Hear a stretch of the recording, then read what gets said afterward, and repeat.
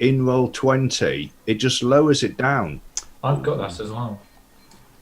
Dear, I'm not too sure why it's doing that. Mine doesn't. Anyway, hello and welcome to this week's our first wonderful production or encounter with a role-playing game called Call of Cthulhu. And I actually played Call of Cthulhu when it first ever came out. I don't know what edition that was, but we have come back to sort of like start playing it again. And but I would like to say right from the beginning that I am by no means an expert of the system. I've read a few pages of the rule book, tried to make head and tail of the rules, but I'll just wing it as I always do, and we'll move along and we'll get into some wonderful role play. Now, the campaign setting is actually in London in the Victorian era. Now, Call of Cthulhu is normally set in the 1920s, but we've sort of like gone back in time, and the year is 1888. And this is the time, it was in 1888. Later on, we're currently at January, but later on in the year, the infamous Jack the Ripper will actually start to stalk the streets of Victorian London. So there'll be some interesting things to come.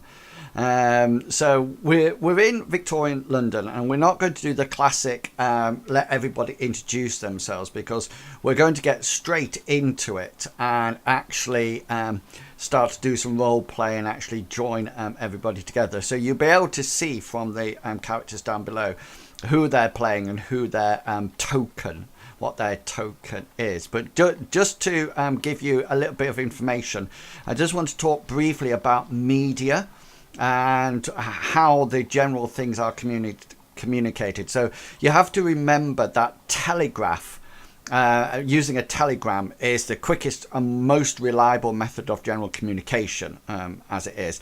And in 1876, so about 12 years beforehand, there was 100,000 miles of telegraph wires in the UK.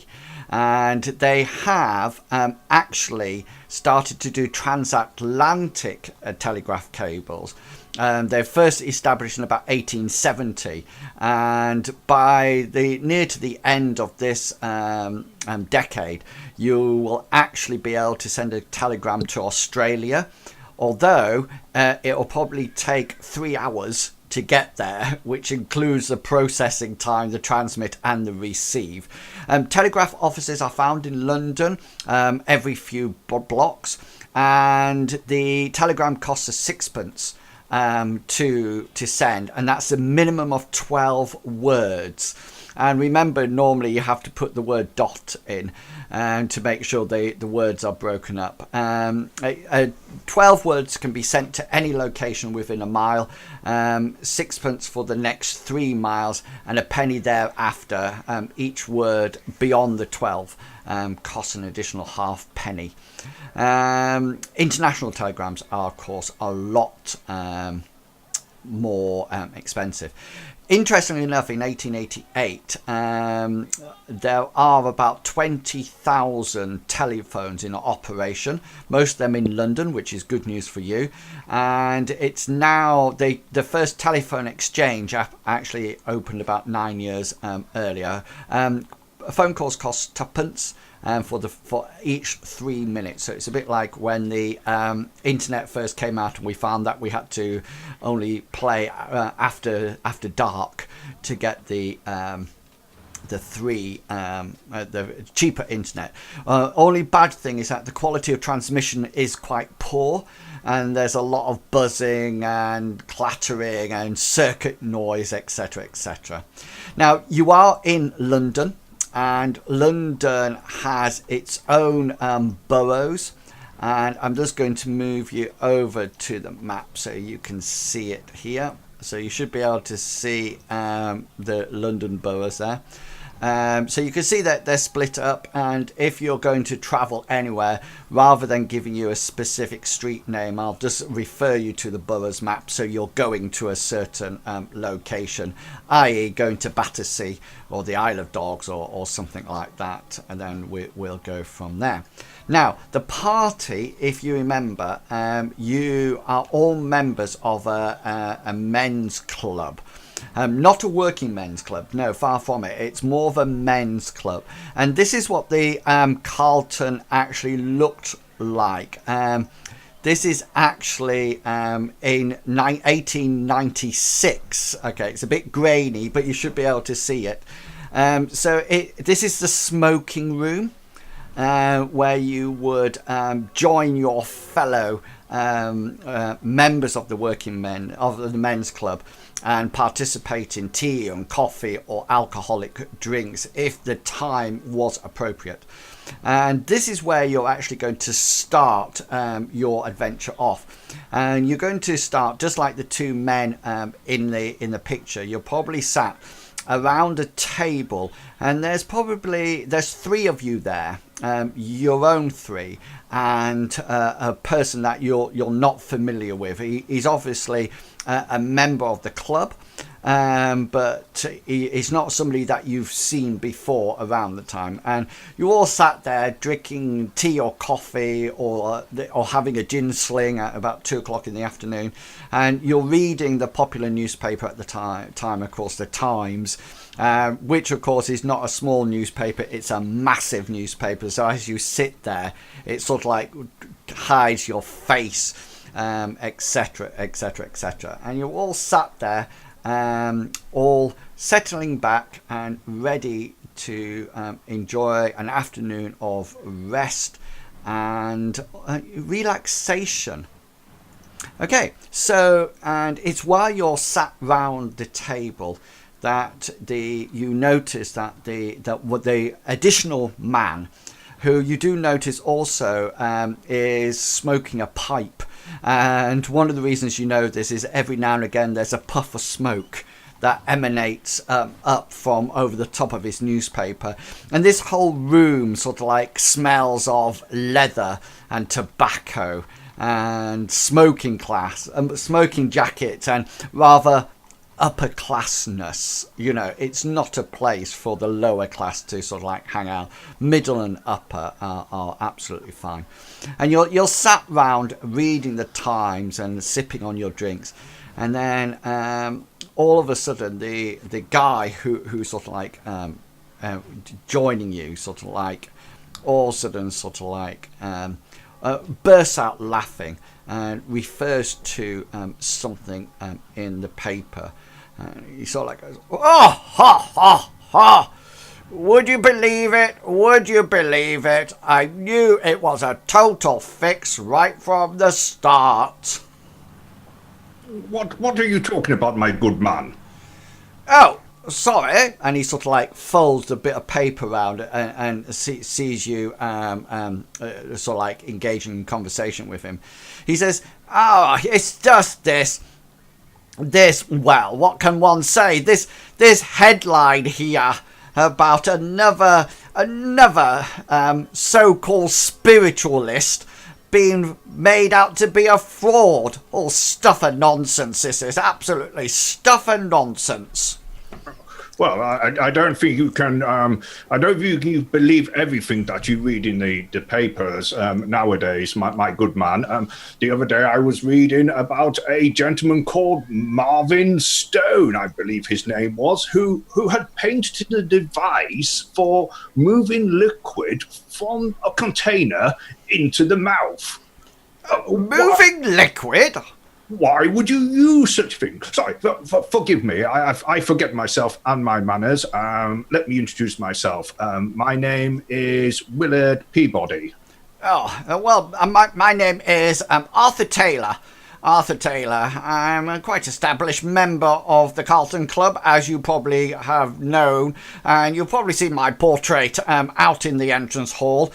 Yes, I'm not one of the founding members, but shall we just say that my great-grandfather was the person who actually managed to set up this wonderful establishment that you are partaking in the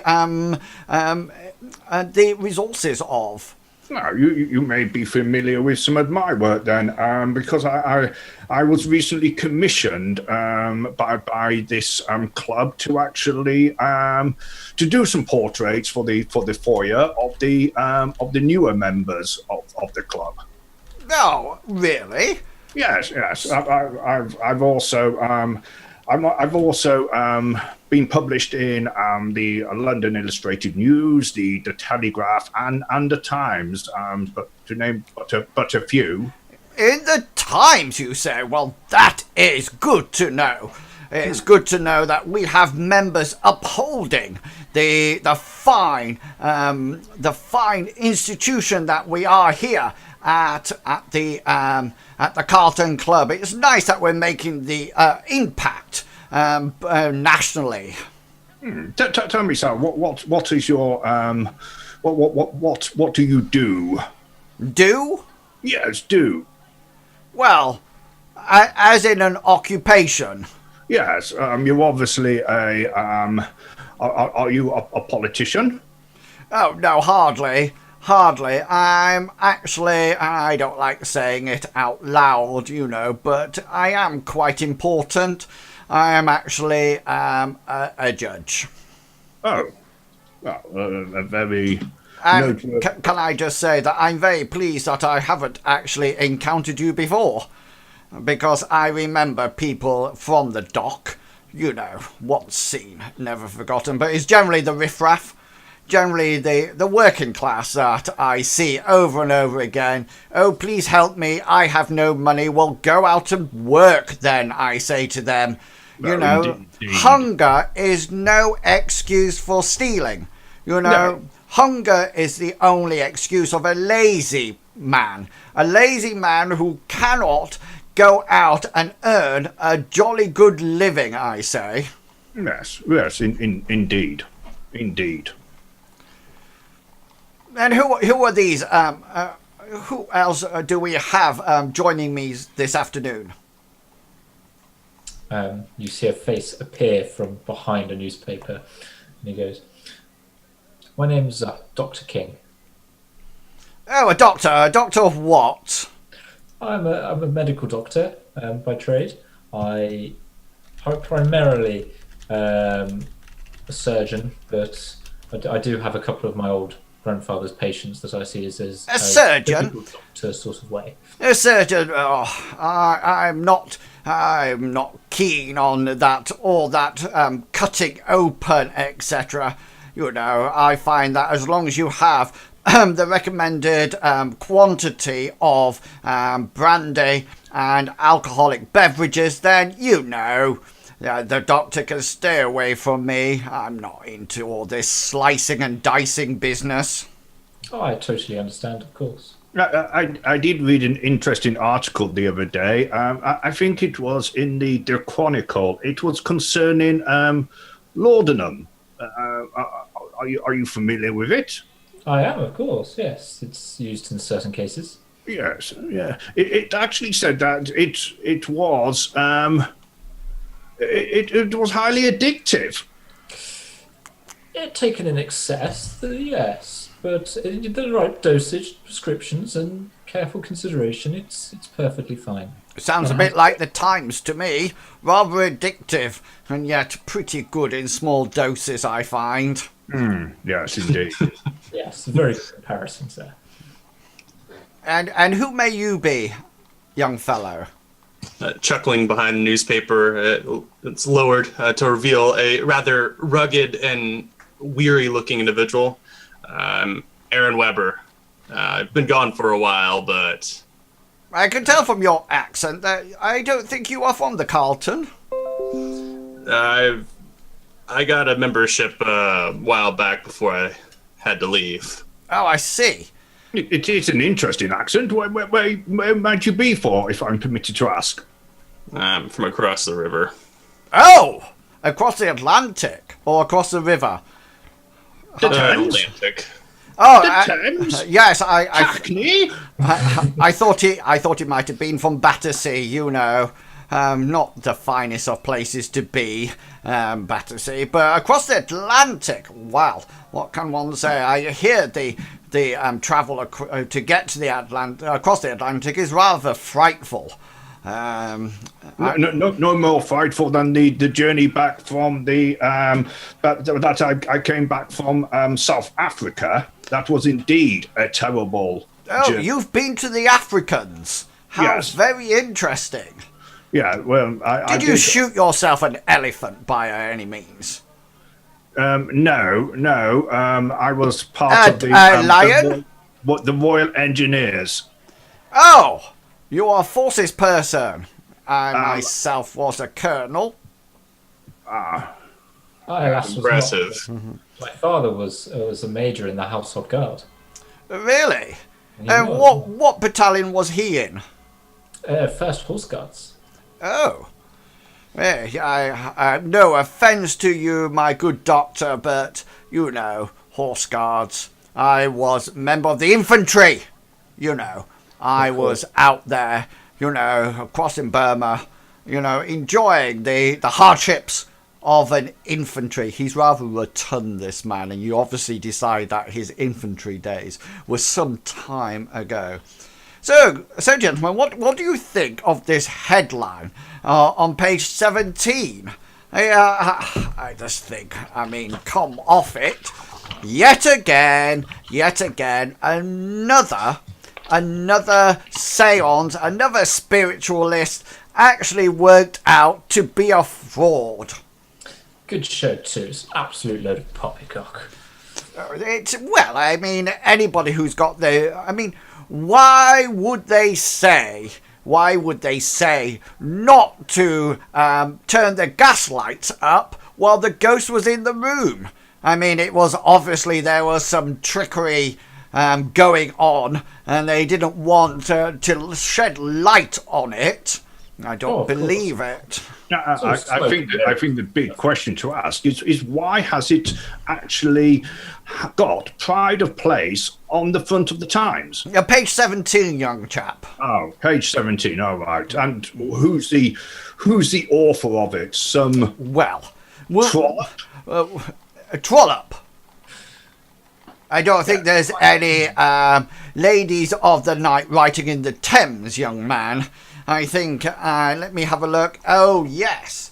Look, it's that strange person Stevens, who often refers to things like ghosts and monsters and legend. I think quite frankly, he reminds me of some children's writer rather than a columnist on the Times. Oh, and sorry, I forget your name, the person from across the Atlantic. Weber, I do believe it was. Weber. You can call me Aaron, though. Right, Mr. Aaron. Yes, and I do believe it was, the Davenport boys who brought this seance lark across here in the first place. What were their names? Oh, yes. Ira and William Davenport. Did you manage to catch any of their tour the other year? Their tour? Yes. They came round and they produced some of their what can only be called as chamber magic around various locations here in London. And yes, they had that strange ghost cabinet. Oh yes, they used to lock themselves securely in it and then lower the gas lamps, and nobody was meant to increase the gas lamps until after the spirit had manifested itself and played the instruments. I mean, come off it. It was obviously that they were inside playing the instruments. I mean, I don't know who they managed to fool, but it seemed to be absolutely stupid in the sense of for me. I mean, it does seem rather how far fetched, and people actually paid money. Oh, yes, good man. They certainly did pay money, well over the costs. But I'm very suspicious of such things. Do you fine gentlemen and share what's your feeling about these spirits and seances, etc.? Any thoughts? Well, I mean, my feeling personally is that there are certain things in the world which cannot be explained. Sorry to interject, good sir, but nonsense. Everything can be explained through science or logic or natural study. No. I disagree. There are certain things in the world which cannot be explained. Such as? Why my wife has to spend so long getting ready in the morning is definitely one of probably the greatest mystery on this planet. And why does the editor of the Times, allow such foolhardiness to be published in the paper? Oh, the answer to that is quite simple, my good man. It's called readership. Yes, to expand the readership, get more money. It's quite a simple relationship. Some people want to believe. Well, maybe they are somewhat lacking in intellect, if you ask me. Believe. I think people believe until they're proved wrong otherwise. Well, and I think that's the job of us, isn't it? To go out and prove otherwise. All this nonsense about ghosts and apparitions seems to me that they're people just trying to earn a quick shilling. That's all it appears to be. Indeed, they should be brought up in a court of law. Well, or a court or something, I would say. I can't imagine that they will be brought up in front of anyone until they're actually... I tell you what, if I'm at a seance, then I'm definitely powering up that gas light, even if the medium says it'll choke them or kill them. I mean, let's face it, I'm just interested to see how they die. I'm not... I mean, they're penny pushers, these ridiculous people. You sound very knowledgeable about these kinds of people, though. Oh, fine. I am Mr. Webber. I'm quite knowledgeable about most things, actually. A man of the world, I am. A man of the world. Now, I was reading a rather interesting article the other day, Mr. Webber, about one of your compatriots. I don't know whether or not you're aware of him, by the name of George Eastman. George Eastman? Yeah, philanthropist and entrepreneur, apparently. Getting his money just for doing random things, I guess. Yes. It rings a bell. Well, it seems that he's very close to patenting a new camera system. Oh! Yes, I totally amazes me what modern science can do nowadays. Handheld, of all things. Handheld? No flashbang wallop anymore. Well, no. I must say, I have perfected the art of standing with my prowess open and looking quite noble for several minutes until the light had actually imprinted itself on the photographic paper. It'd be a shame. Might I say that you have very defined features, very good. I do a fair bit of photography myself, and yes, you would be a worthy candidate. Well, I mean, obviously, being a gentleman of high status and a judge, my good looks are not put to waste. I'm also being told that I'm quite formidable in the chair. Indeed, sir. If you ever would like to commission a portrait or even a photograph, then please do look me up. I will be honoured and I do mean honoured, to for you to sit for me. Oh, well, maybe my wife might be interested in a portrait. Maybe. I probably couldn't do her beauty justice, sir, but I would certainly try. I was rather hoping you might take some inches off her mid-waist. Because, mercy me, if that girdle gets any tighter, then I am sure she will pass out from the strain of it. Maybe some clever shaving off of a few inches. Are you able to do that with your photography?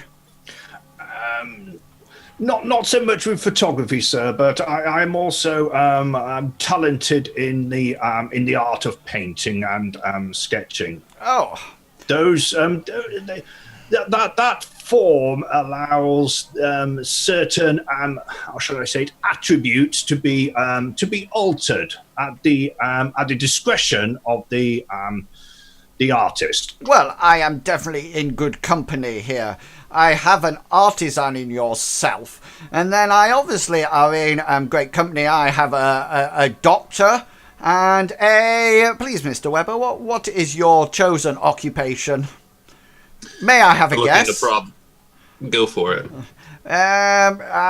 Maybe... do you pilot a ship? I'm not capable of that, no. Oh, that's a shame. Are you a newspaper columnist? No, I'm not a writer or an artist. Oh dear. Do you own a large establishment somewhere? I'm afraid not. So what are you bringing from the Atlantic into our good country? It's not cotton, is it?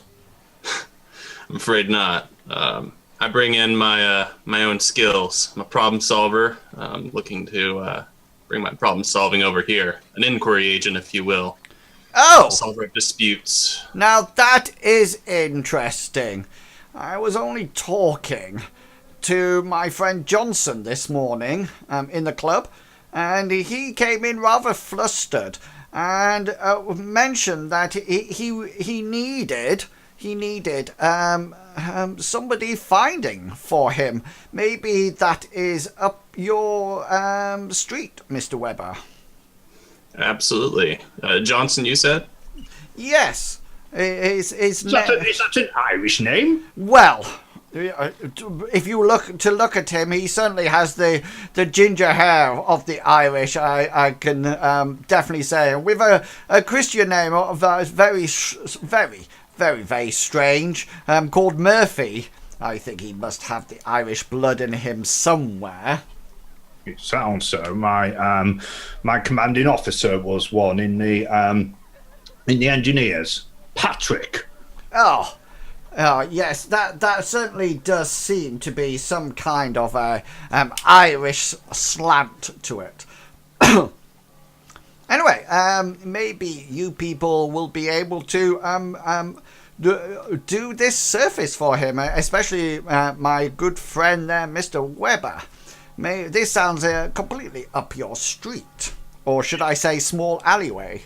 Isn't it more of the job for the constabulary, a single missing person? And there, Mr. Peabody, lies the whole question and problem on this. Yes, Mr. Johnson has a slight problem. I think I do not wish to talk out of turn. I think it's probably best if you discuss these fine details with him.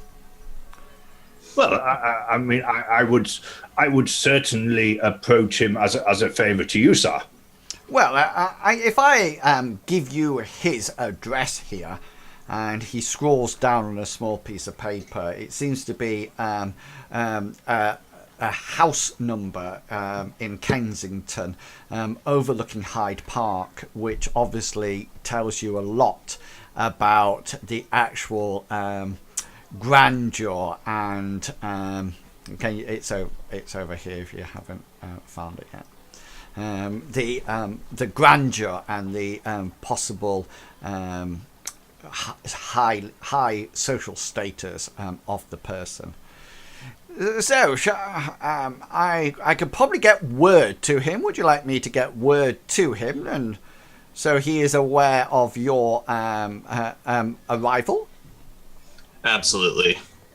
Oh, well, jolly good show, everyone. And please, I hope everything goes well, and it's lovely to have you in the club. And please do continue. And Mr. Peabody, I look forward to seeing your portraits of the past members and the current members here in the hallway as you enter. And by all means, if you feel you have the skill to capture both my intellect and my noble almost royal features, then it would be fantastic to sit for you one day.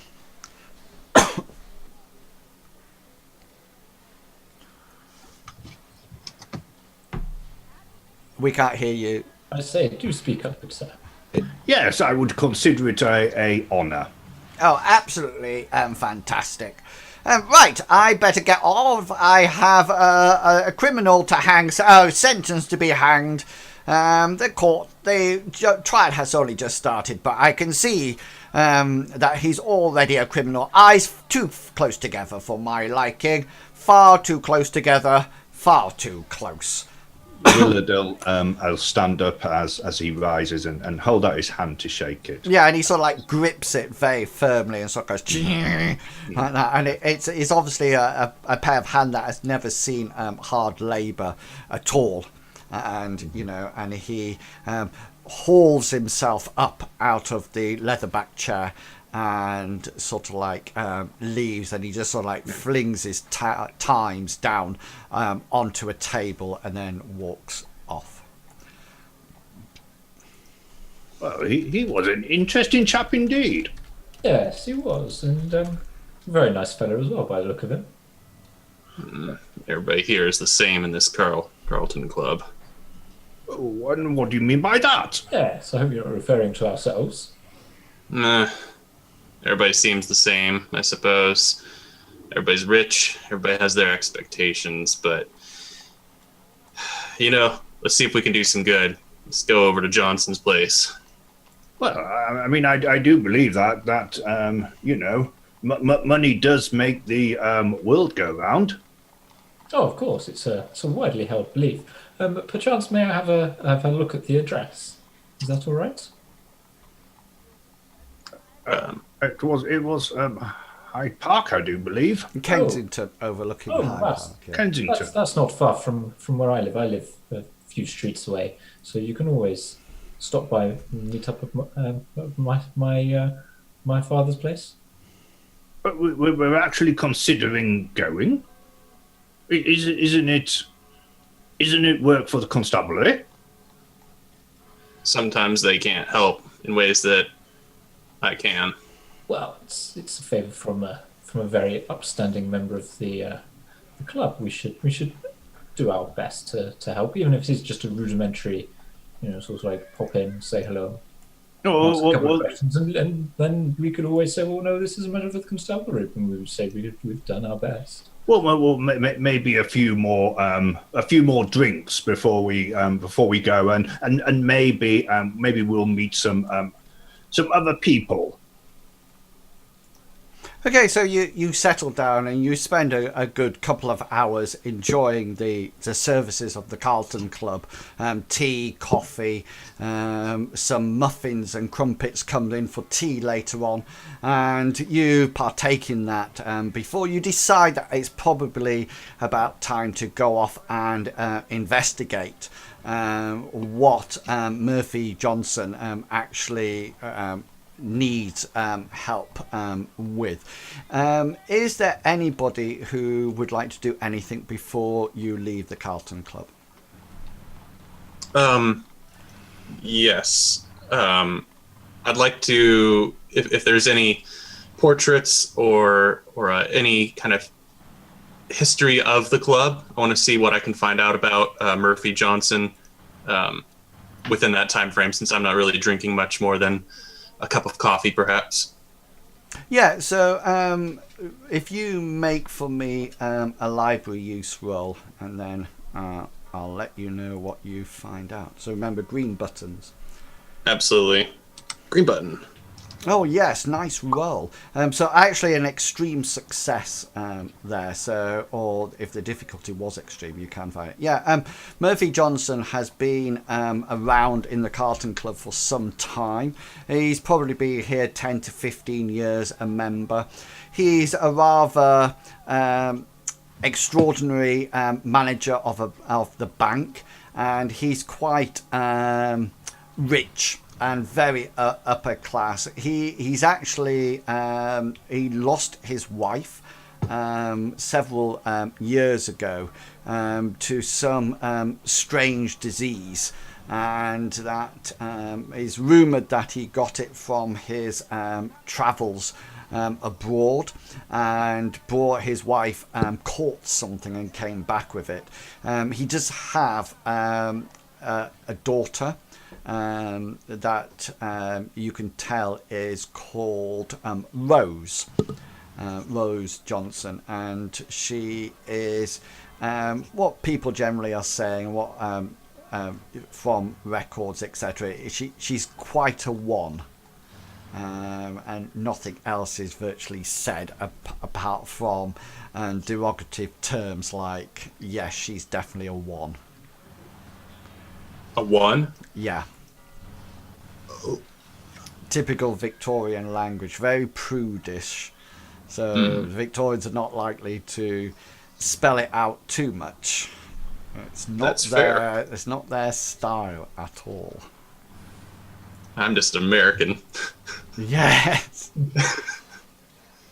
Okay, so once you've done that and partook in some drinks and muffins, then you hail a hansom cab, and you make your journey across London to Kensington, to the house of Murphy Johnson, which looks like this. Ooh. Well, Mr. Webber, Yeah, so we'll say that this conversation is happening in the hansom cab. Yeah. I'm pretty new to all this, to be quite honest with you. Is there anything that we should do? Any type of procedure we should follow? Indeed. Since we were all invited for this, it seems that it's likely just going to be a case where he wants to talk. Looked like he lost his wife, so he may just be a lonely man looking for some people to give him sympathy. You guys can entertain him, do whatever you need to maintain your status here. I'll see if there's anything substantial, I suppose, to whatever problem he might have. Problem? The disappearance.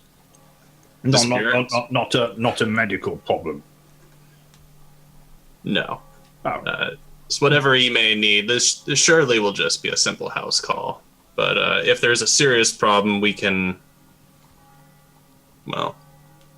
determine our course of action from there. Right, indeed. Right. Okay. Yes, good show. You seem awfully excited, Peabody, for what? I normally sit behind a canvas drawing or sketching, and to actually, well, it could even be a crime. Oh, I hope not. We should... I mean, there could be ruffians. Who knows? I'm just going to consider it as an adventure, and maybe maybe Mr. Johnson may be able to hand over some work, commission me to do some drawings or paintings of his delightful daughter. Yeah, apparently people say things about his daughter. Oh. What type of things? I don't really know, to be honest, here, Peabody. I just say she's a 1, and So, Oh, a 1. I see. yeah, that's how everybody responds. A 1. Well, I'm afraid I don't know. Right, okay. Who's turning pages? me, sorry. The cab driver. Yeah. I hope he's not reading whilst driving. That would be rightfully irresponsible. Okay, so you arrive at the Johnsons' house, and who is going to be taking the lead? I'll take the lead. March right on up to that door and give a firm knock. Yeah, and you sort of like on the door, and after a short period of time, the door's unlocked, and there what appears to be like a scullery maid there, who sort of like gives a little curtsy and said, "Can I help you?" We're here for Murphy Johnson. We were sent by the Carlton Club. Is Mr. Johnson expecting you? I believe Arthur Taylor sent word that we'd be arriving. Well, it is quite unusual, and also an almost like a stern voice comes from further back in the long hallway. It's a lady's voice, and she sort of like says, "Molly, who is it?" "Oh, sorry, Miss Hudson. It is some people from the Carlton Club. Wanting to see Mr. Johnson." "Oh, Molly, go and clean the silver, and let me deal with this." And a rather prim and proper mid-40-year-old woman arrives with a flowing skirt that is quite tight and straight from just under her bust downwards, and one of those high collar Victorian blouses with everything buttoned up, so literally all you can see of flesh is literally her face and her hands.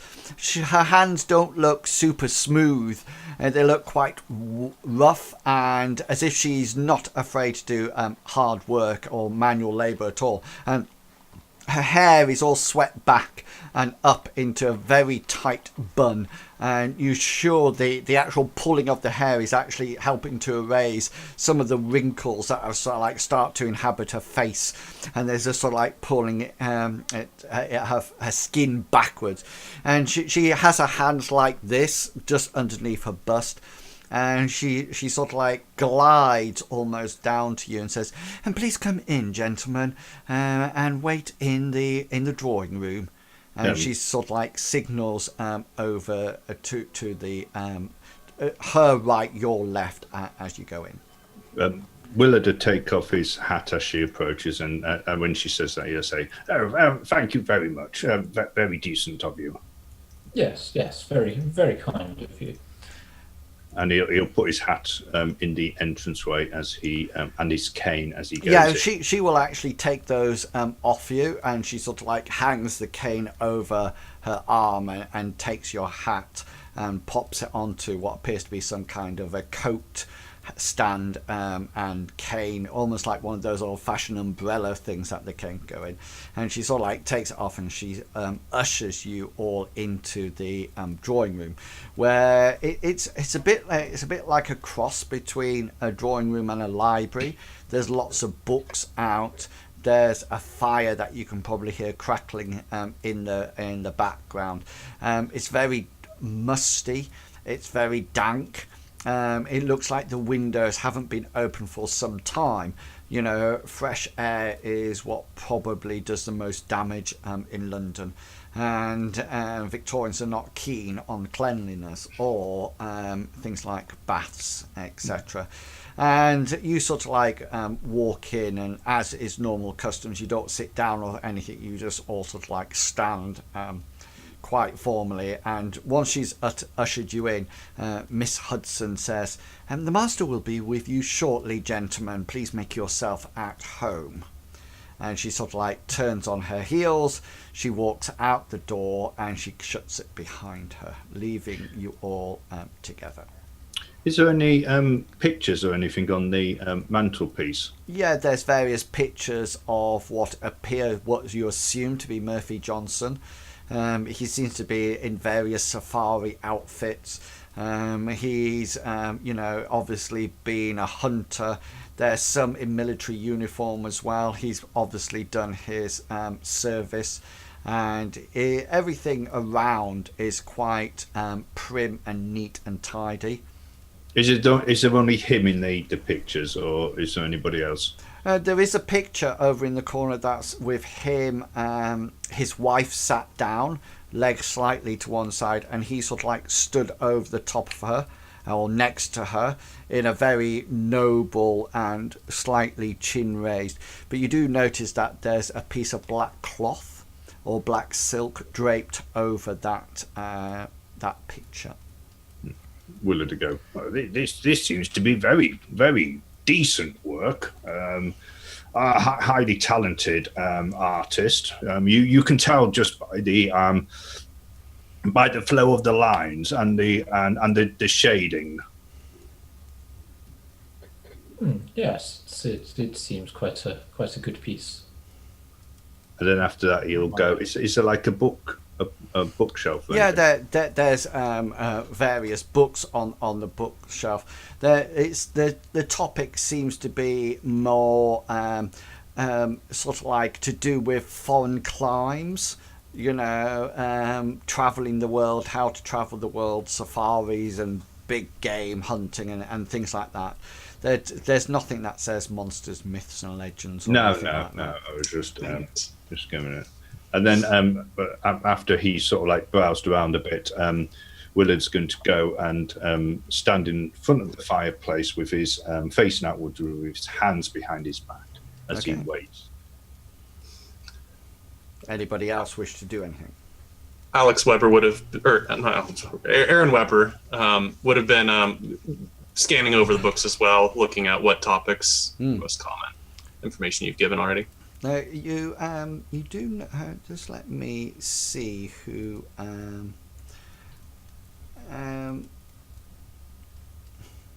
if you give me please a this is because I don't know the skills. I know give me dodge. A dodge roll. Give me a spot hidden roll. Oh yeah, spot hidden. Pow. Wow, your rolls today are unbelievable. Everybody's is so good. Sorry, it's only Mr. Weber who's rolling at the moment. Yeah, so you do notice that there are some books about seances up there. And you notice also that on one of the little circular tables with a doily on it, and a rather lamp, is what appears to be like a brochure, a leaflet to do with what appears to be some kind of show. And it says across the top, it says the Great Raspini. And just as you're looking at this, the door opens and in walks Mr. Johnson, who is probably not what you expected. He's very upright. He's very professional. He almost like marches with a service gait. As if he's quite used to parading around the place. And you notice that he's dressed impeccably. There's not one crease. Everything's in perfect place. And his cravat is perfect. And his shirt and cufflinks are perfect. And his trousers are perfect. And he just sort of like walks in and sort of like almost as if you all know who he is, and he just sort of like gestures to some of the chairs and says, "Gentlemen, sit, please. Thank you." Thank you, sir. Willard Peabody is the name. Johnson here. Yes, I think you've been sent to me. Yes, sir. To aid me in up an issue I am having. Yes, we're here on the bequest of Arthur Taylor, who we met recently in the Carlton Club. Yes, I have a slight issue. A slight incident has occurred, and I would be very grateful of men of your talent and skills to help me in this matter. It would appear that my daughter has gone missing.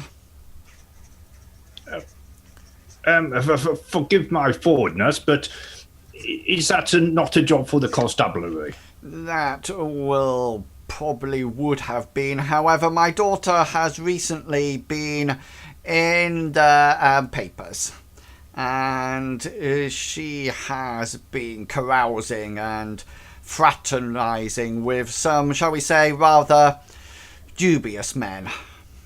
Oh. I do wish to keep this situation out of the public eye, maybe just between ourselves. Of course, sir. Yes, of course. What happens behind closed doors and all that.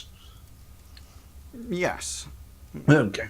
Can you maybe tell us more about the about your daughter, or who she was who she was fraternizing with? Well, I don't wish to mention those dubious men. I don't see what relevance it has. However, I can tell you some various amount of detail. She actually went out to what is known to be a hypnotist. Also, he says, probably some trickster moved up from seances onto hypnotism. The Great Raspini, you can see the show over there, and he points to the table where you were looking before. Willard ago. May I? Yeah, and there, you can sort of like pick it up, and you can see that there's a picture of a quite young man with a little goatee, pointy beard and mustache that twirls nicely. And the illustration has him like this, and the illustrator has then drawn concentric circles, getting bigger out of his eyes, and you can sort of like quickly scan it, and it talks about the great Raspini, wonderful hypnotist, talker to the dead, and overall wonderful magician. He seems to be performing in the Egyptian Hall Theatre in central London. Well, this is obviously work of a charlatan. Well, the lighting is all wrong on this. It's the shading is from a different angle. Yes, I think it's but an illustration to capture the unfortunate people, and one of those unfortunate people would appear to be my Rose, because she has been to the show several times. She does nothing but talk about it, and unfortunately she did not return home after the last show she went to, which was some 2 days ago. Do you know if she went to the showing with any friends? Any friends? One moment. Miss Hudson! Miss Hudson! And after a while and she comes in. Yes, Mr. Johnson. Does Rose have friends? Well, not really, sir. Nobody comes round to the house. She's quite unique in her tastes. As far as I know, she has no acquaintances. She says this looking at Mr. Johnson and not looking at any of you. All right, fine, Mr. Hudson, thank you. You may go. Did she have any suitors that she was with frequently? We're only here to help. Yes. I paid the last one off. Several pounds it took, but apparently he has set sail to where I have no idea, and quite frankly, good man, do not care. Do you know the name of this suitor offhand? He might be responsible, and I would like to bring him to justice if he is. Well, yes, he actually left London some week, maybe 2 weeks ago. You have proof of this? Well, No, his word should be enough. Proof? Oh, do forgive us. I mean, yes, he's not from here. oh, I see. He's a foreigner. I Well, see. yes. Well, ever since we opened our doors, I tell you, the gentry will certainly go downhill pretty soon, I think. Anyway, Forgive me for asking this. I know it's I know it's not normally done, but would it be possible to see Rose's room, accompanied, of course, by yourself or by Miss Hudson? Women are prone to writing letters and keeping diaries, and I will be interested to see whether or not Rose. Mr. Peabody, I'm rather concerned that you wish to root through my daughter's belongings. Well, no, not me, of course. I wouldn't even consider it. I was thinking of more of Mr. Weber. It quite shocks me that anybody would want to be going through my daughter's drawers. I'm afraid Peabody may be confused. We don't. I don't think we'll need to go through any of her belongings, especially if you believe she doesn't have any letters or 1 moment, diaries. let me ask. Miss Johnson? Miss Johnson? Yes, sir. Did Rose have any letters? Not that I am aware of, Mr. Johnson. Nothing at all.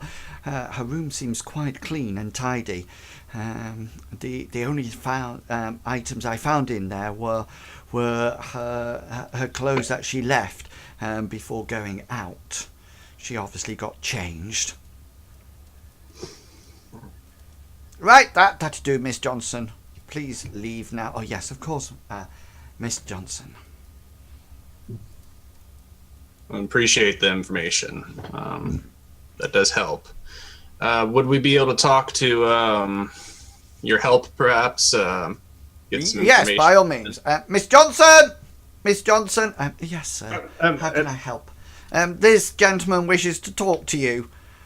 She sort of like turns and says, yes, sir. What can you tell me about Rose's interests? She sort of like looks at you and sort of like looks at Mr. Johnson. I am not too sure of the question, sir. Perhaps I could talk to Miss Johnson in the hallway when you actually. By George, man! Are you trying to get everybody in this house alone? No. It's just I'm Mr. Johnson. Miss Hudson can time will talk. be better spent if we actually divide and conquer. But no, Miss Hudson can tell you anything now. Miss Hudson, tell them whatever they wish to know. I just presumed, Mr. Johnson, you had said your daughter's interests were, how did you phrase it? They're very specific. Yes, Mr. Weber, that is exactly what I said. And I also mentioned that I am not keen for this to go public. Indeed. And hence her dubious fraternizing will actually be staying with myself. Oh, of course. May I inquire to her general health? Is she quite well? Miss Hudson, the general health of Rose.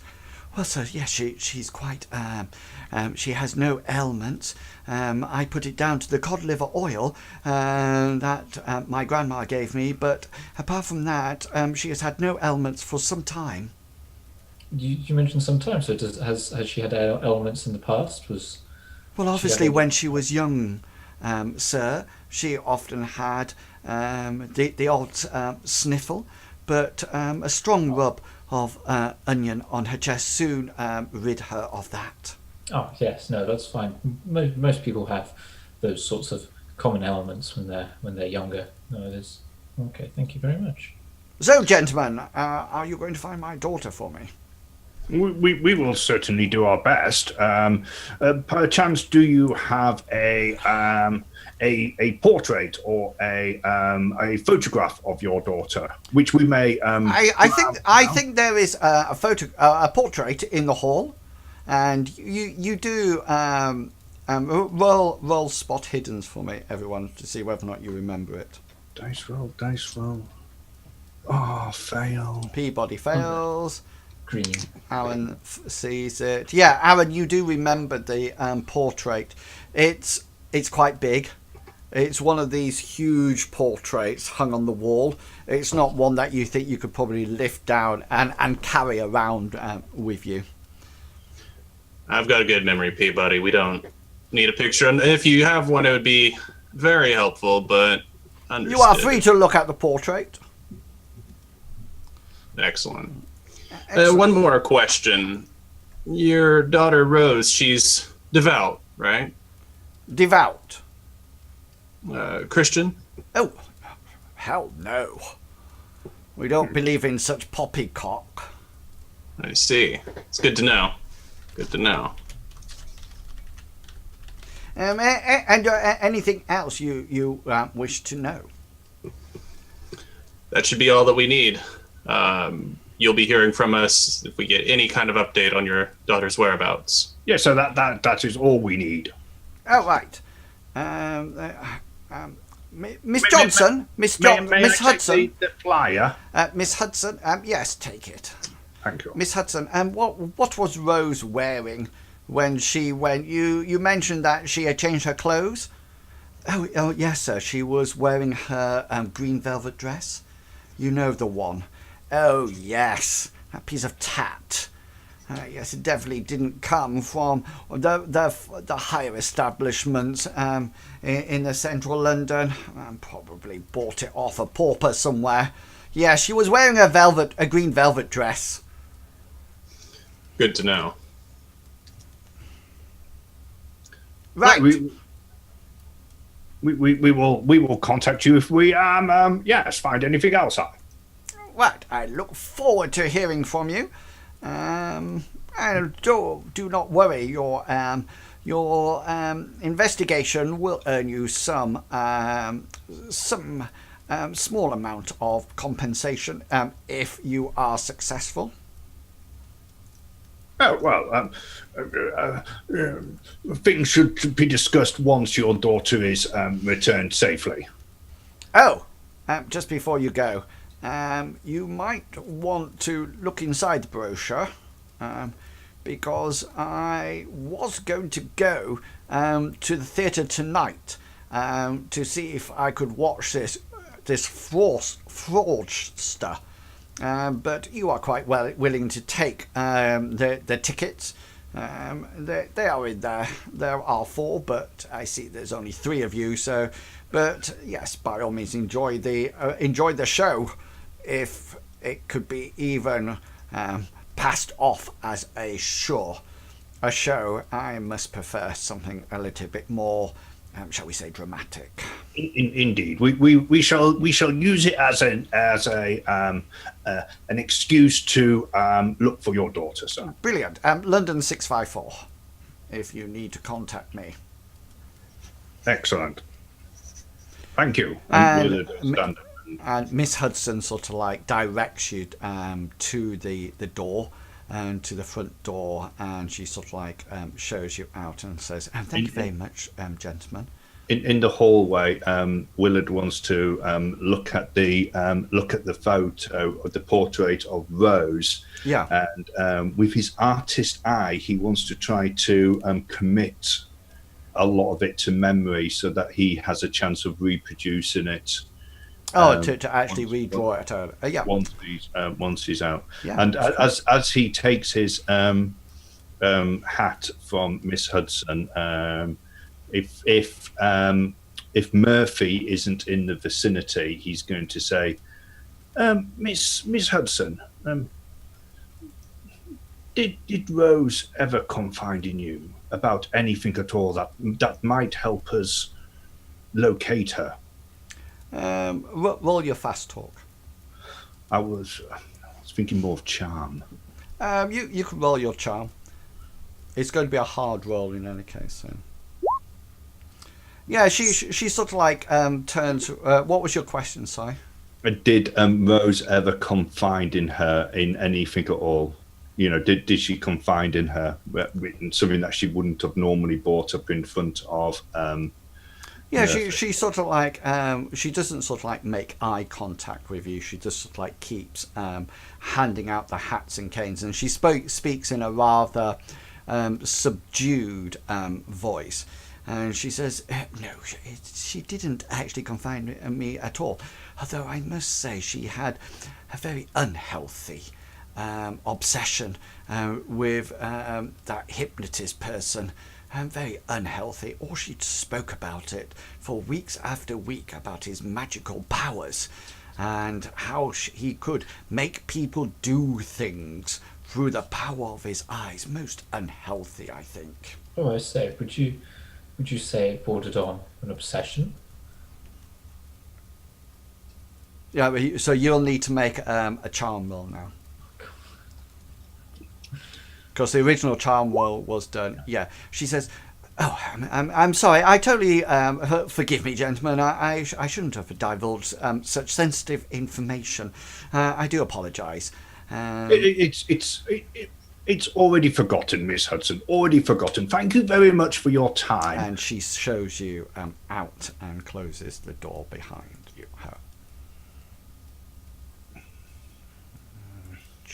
Let's go back to this one.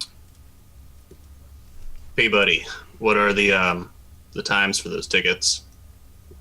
Yeah, I'll have a look too. 7 o'clock tonight. That's when it opens. You can also see via the theatre guide that the show starts. The doors are open at 7. There seems to be some minor illusionists on first. But the main event, the Great Raspini, actually starts about 9 or 10 o'clock. And what is it? Whereabouts is it taking place? It's actually at the Egyptian. Let me just get the name for you, so I make sure that I quote it exactly. It's the Egyptian Hall Theatre, which is in central London. Okay. What type of establishment is it? Is it a one for middle and upper class, or is it? It's a theatre, so it's definitely something for middle to upper class. It's not something that you would find riffraff at. Most definitely not. Do we perchance know the time that it is at the moment? Yeah, Oh, so Willard would take out his pocket watch and you go, "Oh, it's 3:15, my good sir." Yeah, that'll do. That's right. Shall we, as I only live a few roads away, shall we retire for mine for an early supper, and then we can go off to the one of the earlier showings? That is very decent of you, but I do have something to take care of, which is fairly urgent. May I suggest that we meet outside at 6:45? Yes, 47. That should be plenty of time. Yes, indeed. Excellent. Okay, so you all go your separate ways. Is there anything that anybody would like to do between now and meeting tonight? Yeah. So once he's back at his apartment, Willard wants to get out his sketch pad and he wants to try to recapture the image that he saw in the hallway of Rose. Okay, so roll your illustration. or your art roll, whatever you've got it down as. Yeah, because if it was directly in front of you, it would have been a standard roll. But this is quite thank you. This a hard roll. So, but you managed to capture the lightness of Perfectly. Definitely, perfectly. Even her slightly dodgy left eye. Okay. How old would you say she was? You figure she's probably in her early 20s. Okay. And looking at because I still have the brochure of the Great Vespini. How old does he look? Definitely a lot older. Probably in his 30s or 40s. Right. Okay. He looks very dashing, but also quite. How can one say it? Smarmy. Okay. So once Willard has done that, he's going to read the brochure, see whether or not there's anything else that and any other information on it that might be relevant, like other people, sort of like people who have said about his show. No, there's nothing like that. It's quite a dull brochure, apart from the front cover, and it's all black and white inside. There's some mention of the Minor Illusionists Act, but they tend to have things like the Hocus Pocus brothers, or somebody who claims to be able to escape a cabinet after swallowing a key and things like that. They don't look very impressive at all. The actual tickets, does it give row number, etc.? Is it seated tickets? No, not at all. You just turn up and get, unless you're actually in a box, in one of those little mobile homes on the side of the wall, but you've just got sort of like normal seated tickets. Okay, There's there's four. There was 4 tickets. Yeah, there are 4 in total. If there's anybody, I need a piss. But there's no names on them. Who was that? Did you hear that? Was it me? I didn't. Oh, that was really aggressive, though. He's right next to me. I know. What was it? Yeah, what was it? I didn't hear anything. Was it your cat? No, somebody just said, I need to go to the toilet. Something like that. But they didn't use so many words. They used the P word. I was shocked. I didn't hear Hard it. P. Oh, you can't. It came from the roll 20, so you're missing all the atmospheric sounds. Oh, right. Yeah, sorry. And what do you call it? Did you not hear the newspaper lad say, Evening Standard? No, Evening no. Standard? No, because as I say, Zoom knocks off the rest of the sound for me. It knocks everything down to almost 1s or 2s and mutes in the background for me. It must be a new thing. So once done that, Willard's going to he's going to make sure that he's properly attired before flagging down a carriage to make sure that he's there promptly for 6:45 at the Egyptian Club. Is there would anybody else likely to do anything role-wise before tonight? Yes. Yeah, go for it. Not to interrupt Longshanks or anything there. Anything, it's fine, sir. I'm going to get some street food on my way to a library if I can. Yeah. If I can find a library, what I'd like to put my head towards researching are 2 topics. If I can't do 2 topics, then just the first topic. Okay. First topic I want to research is the Great Raspini, acknowledging that I probably won't be able to find much on him. Okay. And the second topic being the Egyptian Hall Theater. Anything, I don't need a big history. I'm looking mostly at anything strange, unusual, or related to magic. Okay, so that's what the library use will be picking up, anything unusual or anything strange. So if you roll, first of all, your library use for the Great Raspini first. Oh, no. Okay, and then roll for the Egyptian Hall Theatre. Okay, cool. Okay then, so the information that you get about the Great Raspini is that there's various news articles about him. He seems to have come from abroad. Several articles refer to him as a foreigner of great mystical powers. He seems to be more of a hypnotist rather than a seance leader. He seems to hypnotize people and then bring out their inner thoughts and make them do strange things. There is some information, whether or not you consider this true or not, is that he's a bit of a womanizer. He's a bit of a ladies' man, and there are various dubious stories written about him. Whether or not any of that's true or not, you're not too sure. The Egyptian hall theatre actually looks like this. Ooh. If you can see that yet. Yeah.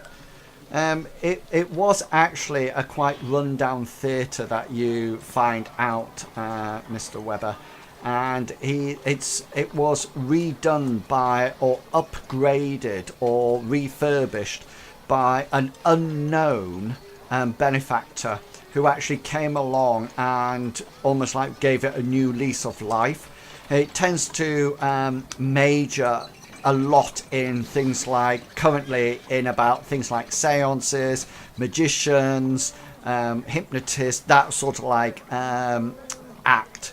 And there are some singers that perform there as well, but they tend to be quite, for want of a better word, and I'm not too sure this word was used in Victorian times, but rather seedy singers. You know, it doesn't look like a place that you would take your mother. Gotcha. But the shows are really popular, it appears. It's actually been going for 2 whole weeks. So you've probably figured that Rose actually came quite early and has been attending most of the Great Raspini's shows here. Excellent. I guess after all of my research, I will make my way down to the Egyptian Hall Theatre, walking if I can, so I can see some of the stray animals. That's absolutely fine.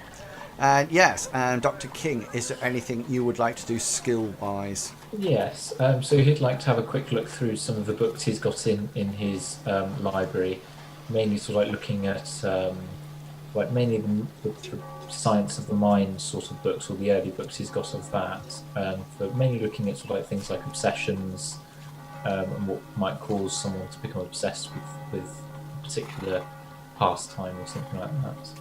What makes people obsessed by things? Yeah. Well, you know that in any case they can become obsessed with through almost like falling in love with something, or it's almost like an addiction. It sort of like gives you pleasure, etc. There's nothing unusual about that at all. Okay. When it comes time to leave, Willard is going to be immaculately dressed, Oxford shoes, suit, top hat, silk top hat, silk handkerchief, etc. Cool, looking very spiffing. Very appearance conscious. So as you all meet up at the Egyptian theatre, you notice that there's various cabs arriving and offloading the audience, and as you walk in, you can sense that there's almost like some smokiness in the air as you walk in, and there seems to be a very reputable crowd. There's lots of ladies with their other halves, with their gentlemen. There's very few ladies by themselves, if any at all. And they seem to be all have a chaperone with them. Coming to the theatre is not something that ladies would do in Victorian times by themselves. There's might be a couple of ladies that are stood together at the moment in the entrance hall, but you soon find out that it might be a mother and daughter, and the father figure or the male will approach them, and so it looks like everybody's sort of like here together. And then eventually they open the doors to the auditorium, and you sort of like all file in and manage to get 3 seats together, and you sort of like settle down in preparation for the show. It has floodlights that are actually almost like gas-fired floodlights on the edge of the stage, so much so that if anybody actually got too close to it, they will probably find that they actually might set their outfits on fire. And lo and behold, the gas lights around the auditorium, somebody comes around and reduces them all, so it's just like a dim glow. And the acts of the night begin, and there tends to be various illusionists coming on and seances. Is there anything you guys would like to do before Great Raspini comes on? As we sit down, if Willard is sat, Willard's going to sit in between the Doctor and Webber on either side, and he's going to say to Webber, he's going to say, Murphy Johnson had 4 tickets. Do you think there's any relevance in that? I think it means he probably had 3 friends. Maybe he was hoping we'd invite him to come with. Right. Okay. I didn't know whether or not it was something, I don't know, that needed investigating. Perhaps. But what could we potentially gain from learning that? I'm very much a novice of all this, Mr. Webber. I look to you for enlightenment for anything like this. I suppose there's the potential that any of his friends could have been responsible, but Indeed, I thought it was my duty to bring it up. It's a good point, Peabody. I appreciate it. Excellent. If we don't get anything from this Great Raspini, this mind-bender and eye trickery man, then we'll have to investigate other leads. But I have a feeling this guy's responsible. There seems to be a séance happening on the actual stage at the moment, and there seems to be something banging. And you say bang once for yes. No, that'd be a no then. You know. Can you all roll the spot hidden, please? You need extreme success for this. Extreme.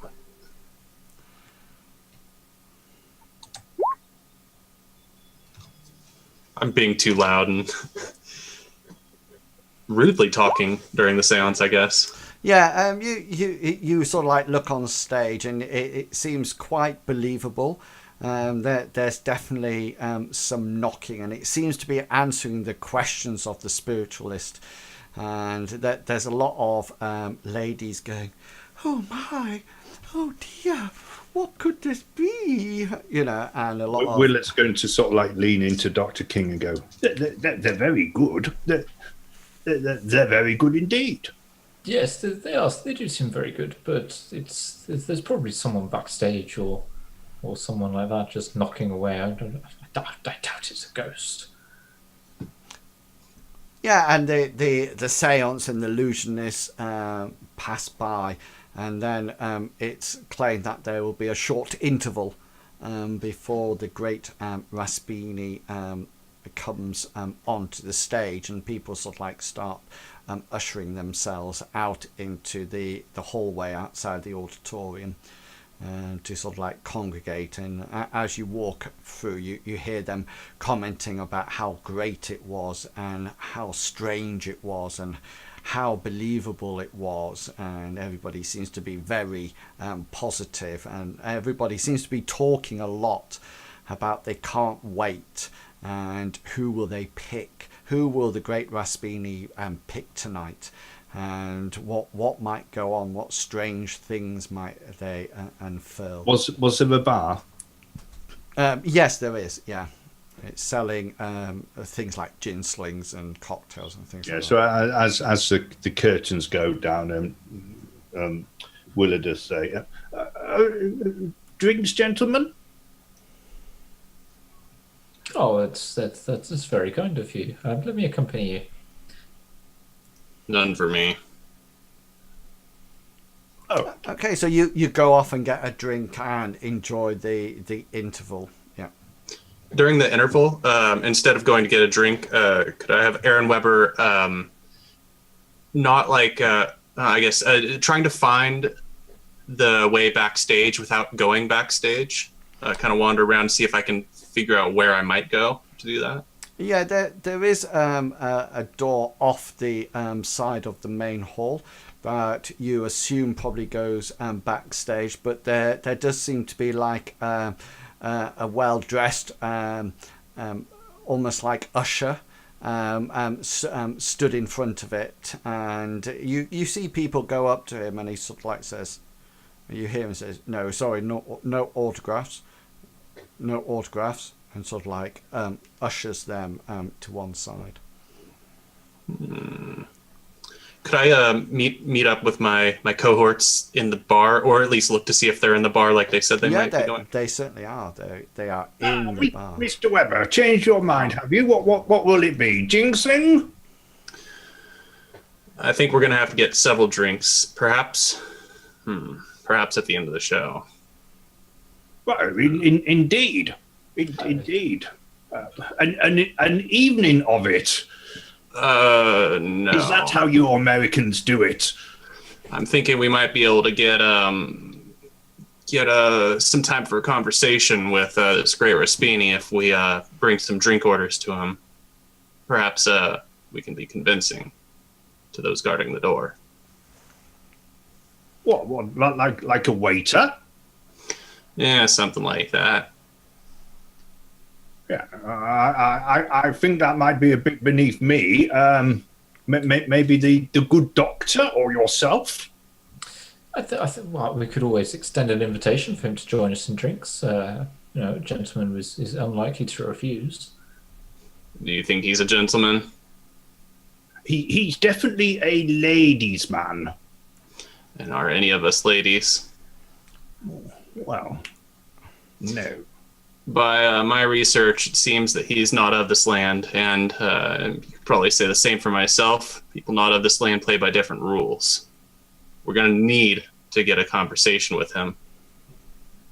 One where he can't necessarily just split and run away. Oh, right. Right, I see. So somebody comes out into the hallway and makes a rather gruff announcement. Ladies and gentlemen, the great Raspini will soon be taken to the stage.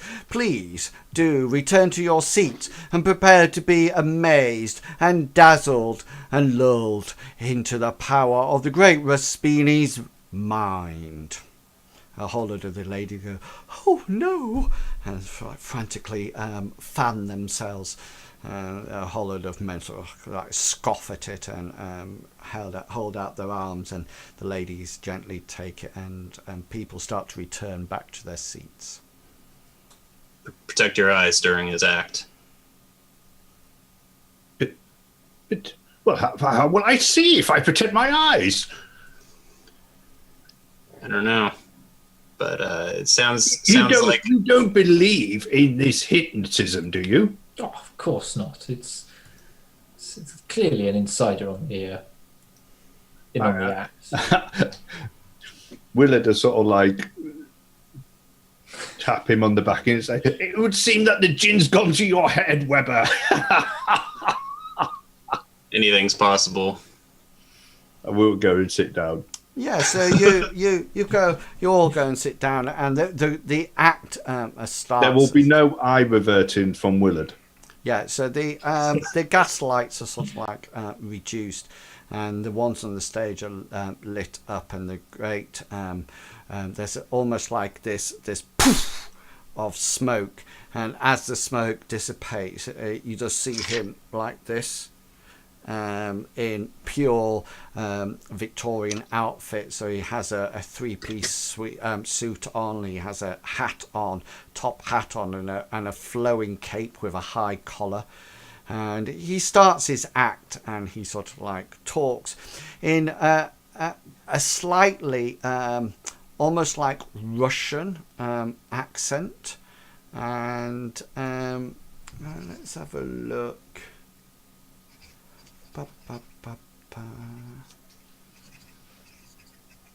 Does anybody have an appropriate skill to do with languages at all? If Dr. King has. if he's speaking South African, No, it's just. What does Dr. King have? It's got language own edu. that's English. That's the same as your education. Right. Okay. Psychology, maybe? It's not actually. I guess that'd just be if it's like body movements or Yeah. way. Not trying to prove he's lying to me. Yeah, is that sort of role that I wanted, almost like an insight check? I think psychology is the insight of the system. Psychoanalysis is like the actual Okay then. So psychology treatment. Everybody can roll their psychology then as you listen to him speak and entertain the masses. Yes. Yeah. So Mr. Webber and Dr. King, you both figure that despite having an accent that seems to be very almost like slightly Russian or foreign, you think it's actually put on. You think he's actually performing. You don't think he actually comes from far afield. Willard would lead in and say, "Is he Irish?" But certainly not.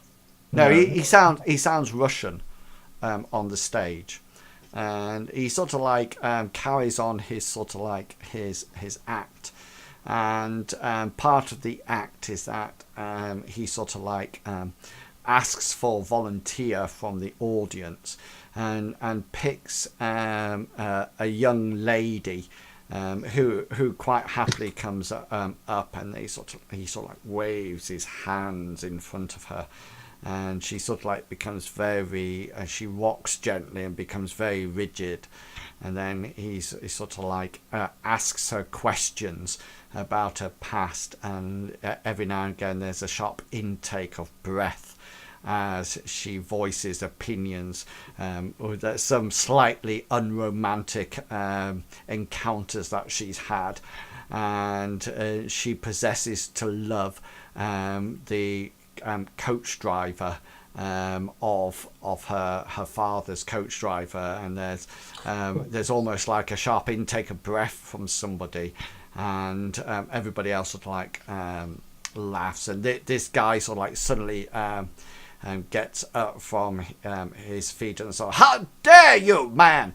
And the great Raspini says, "Do not panic," and clicks his fingers, and the girl sort of like comes round and sort of says, "What's happened?" And her father comes up and ushers her off stage. Is there any similarity between her and Rose? Yes. Height, Roughly. No, not. I mean, they're both female. They both seem to be roughly the same age, but they're not like doppelgangers or anything like that. No, I didn't know whether or not he, but were they both brunettes or no, and in the end, he sort of like does a mind reading trick, and then near the end of his act, he sort of like looks around and he warns everybody to be careful, because you never know whether or not you yourselves have been hypnotized tonight. But for the present moment in time, I bid you farewell.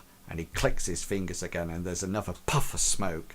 And when the smoke goes, he's disappeared, and everybody's... Willard has stand up and start. Yeah, there's loads of clapping, and you see the father and the mother and the girl who was hypnotized, and they're sort of like already on their way out as everybody stands up. Willard's going to turn around to Webber and say, should we follow them?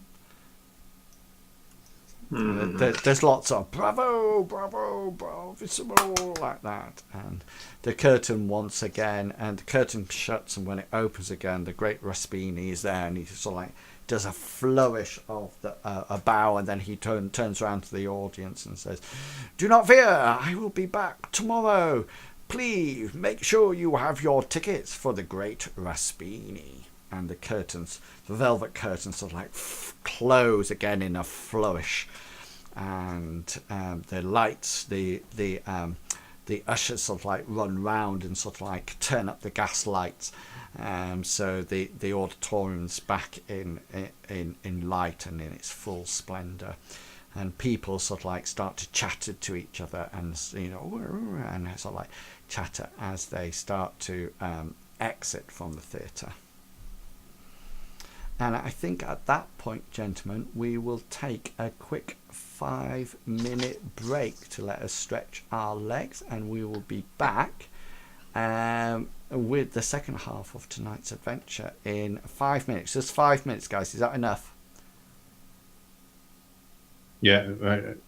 No, should be good. Yeah. Okay then. So we'll be back in between 5 and 10 minutes, depending. Okay then. See you soon.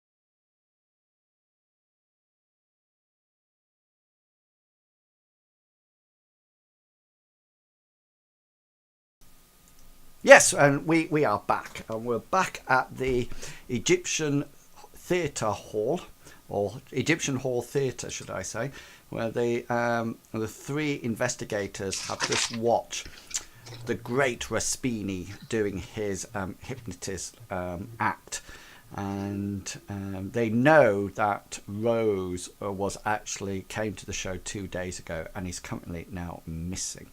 So it's the end of the act, and if you remember, people have started to leave. What's your plan of action, guys? Guard is still at the door, leading backstage. Yes. Is he a guard or is he an usher? Well, he's a member of theatre staff, but he is stood in the doorway. So he's not like a security guard, but he's definitely guarding it. And there's some sort of like young ladies there saying, "Please, can we see the great Raspini? We want to meet him." And the guy in front of the door says, "Sorry, not tonight, miss. Sorry, not tonight. Not tonight." And they sort of like stand around for a while, begging. And their fathers come across and they sort of like say, "Carriage, now."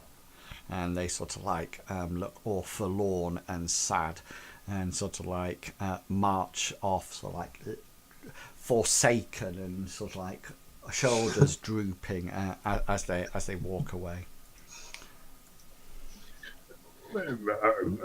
Should we question him? The usher? I mean, we could ask if they've seen her. You know, she was wearing quite a memorable dress. Green velvet, I do believe, Yes. was mentioned. A little bit shabby.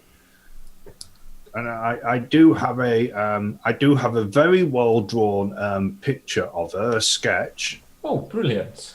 Good thinking. Very good thinking.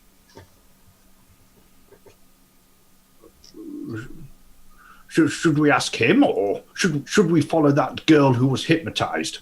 Yeah, you as you sort of like stand in the hallway of the theatre, sort of like discussing this. The number of people in the auditorium are slowly sort of like being reduced, and you can hear people getting into their carriages, and the clip clop of horse hooves as the people start to go away.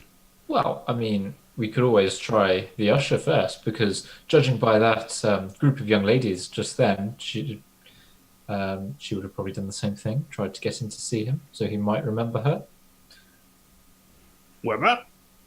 Yeah, I think that's the right course of action. Let's see what this usher knows and see if we can't let us in. You notice that somebody comes out the main doors of the auditorium and sort of like shuts them behind them, and seems to jangle around what appears to be a set of keys, and they lock the door into the auditorium. Yeah, so you're going over to this guy who's at the doorway. Yeah, what's your plan of action? What's your purpose? The purpose is to question him about whether or not 2 days ago he left behind to see the great Raspini, somebody matching Rose's description. Yeah. With showing a yeah. So okay then. So you just want to ask him that question. Yeah. That's absolutely fine. That doesn't need a roll or anything, because you're not trying to fast talk or anything like that. So you show the picture, and he sort of like says that he's seen the girl on several occasions, but nobody is actually allowed backstage throughout before the performance, throughout the performance, or after the performance. And he sort of like sets his job on it. He says nobody has ever got past him to backstage at all. and is the only way backstage through yourself, good man? Yes. Is there any other entrances? Does the great Raspini himself use? Yes, everybody comes and goes through this door or the auditorium door. As you can see from the picture on your screen, there's no sort of like side streets. There probably is a back entrance, but you can't see where it is. You know, you'll have to sort of like go around the block to see whether or not there is an exit there. Didn't the young lady partake in the Great Raspini show? Wasn't she one of his people that came up on stage? He says to you that he doesn't know because, like he said, his job is to guard the door. So he repeats his phrase to you again and says that his job is to ensure that nobody goes in before the show, during the show, or after the show. That's sort of like, he seems very much of a job's worth person. Willard to say, thank you very much for your help, good man, and good evening to you. Yeah, and he sort of like nods, and sort of like says good evening to you as well.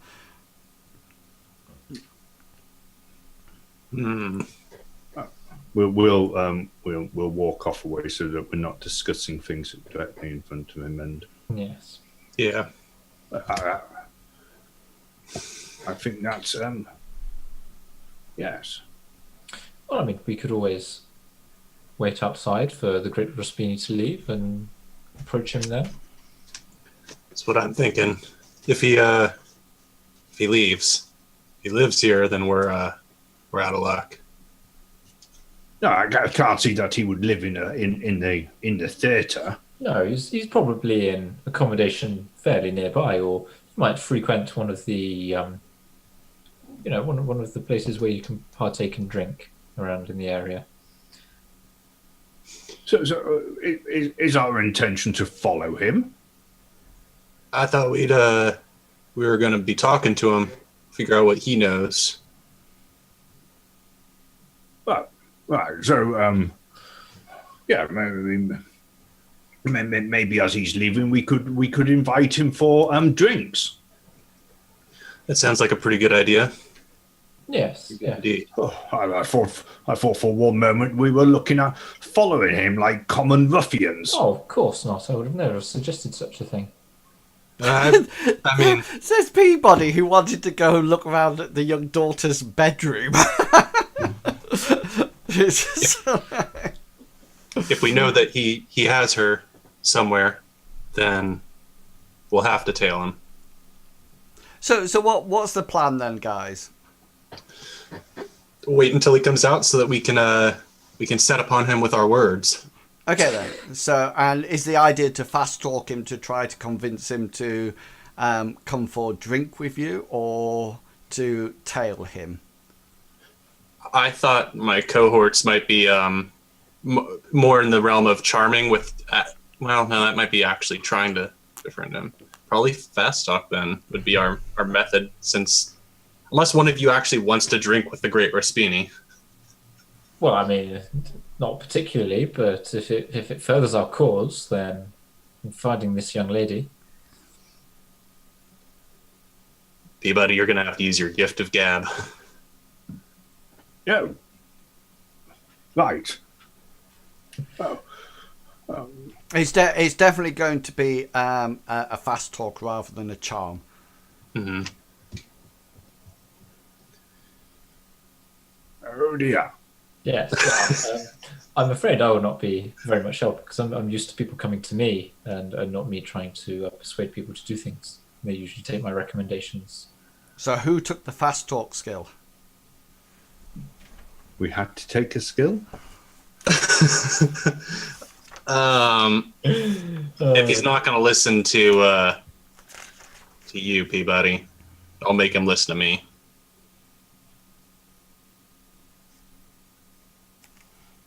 Yeah, so charm takes the form of including physical attraction, seduction, flattery, or simply warmth, personality. Oh, that's me all over. Yeah, but it's not. It might be you, but it's not how you would.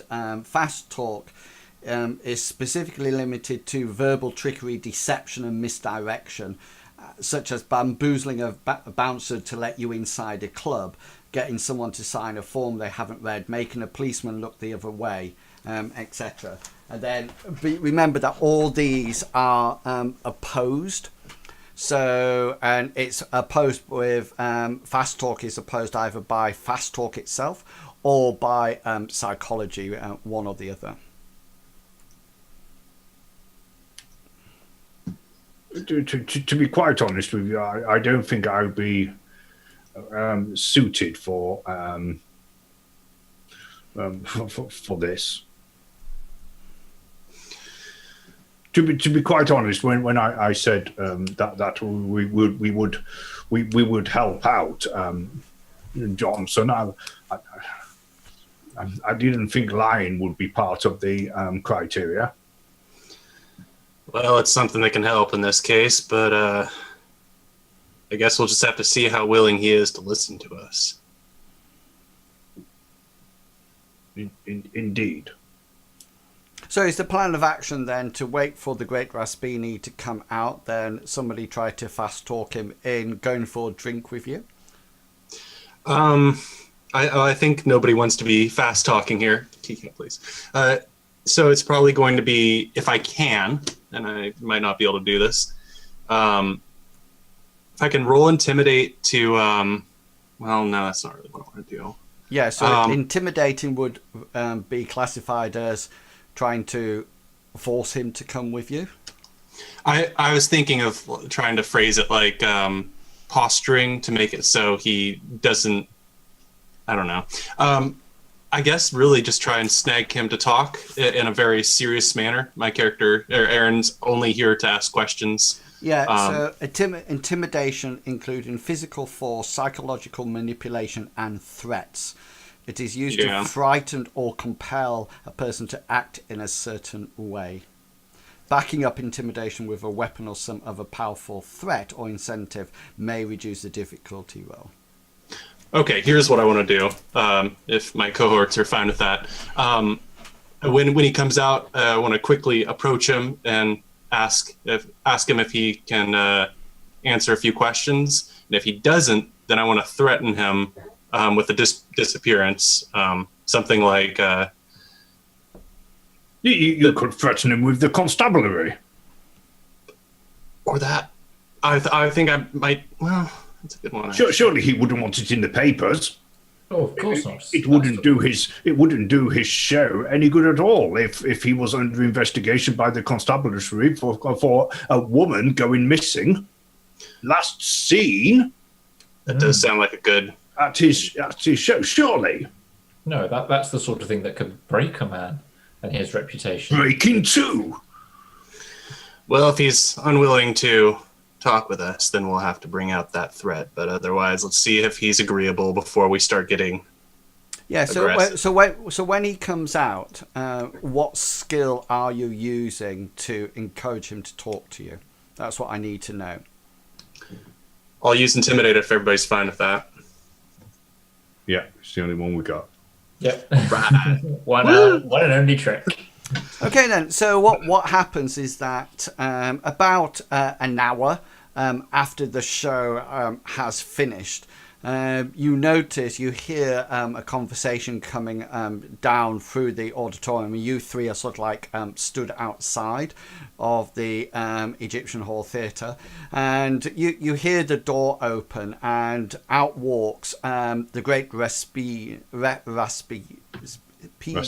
yeah, and the person who was on the dark guard on the doorway, sort of like stopping him, stopping you going down, and they sort of like step out, and you're sort of like all stood over to one side, and they seem to pay no notice to you at all, and they get to the curb, and the guy sort of like the guy who you saw guarding the door sort of like looks around for a suitable hansom cab that he can hail.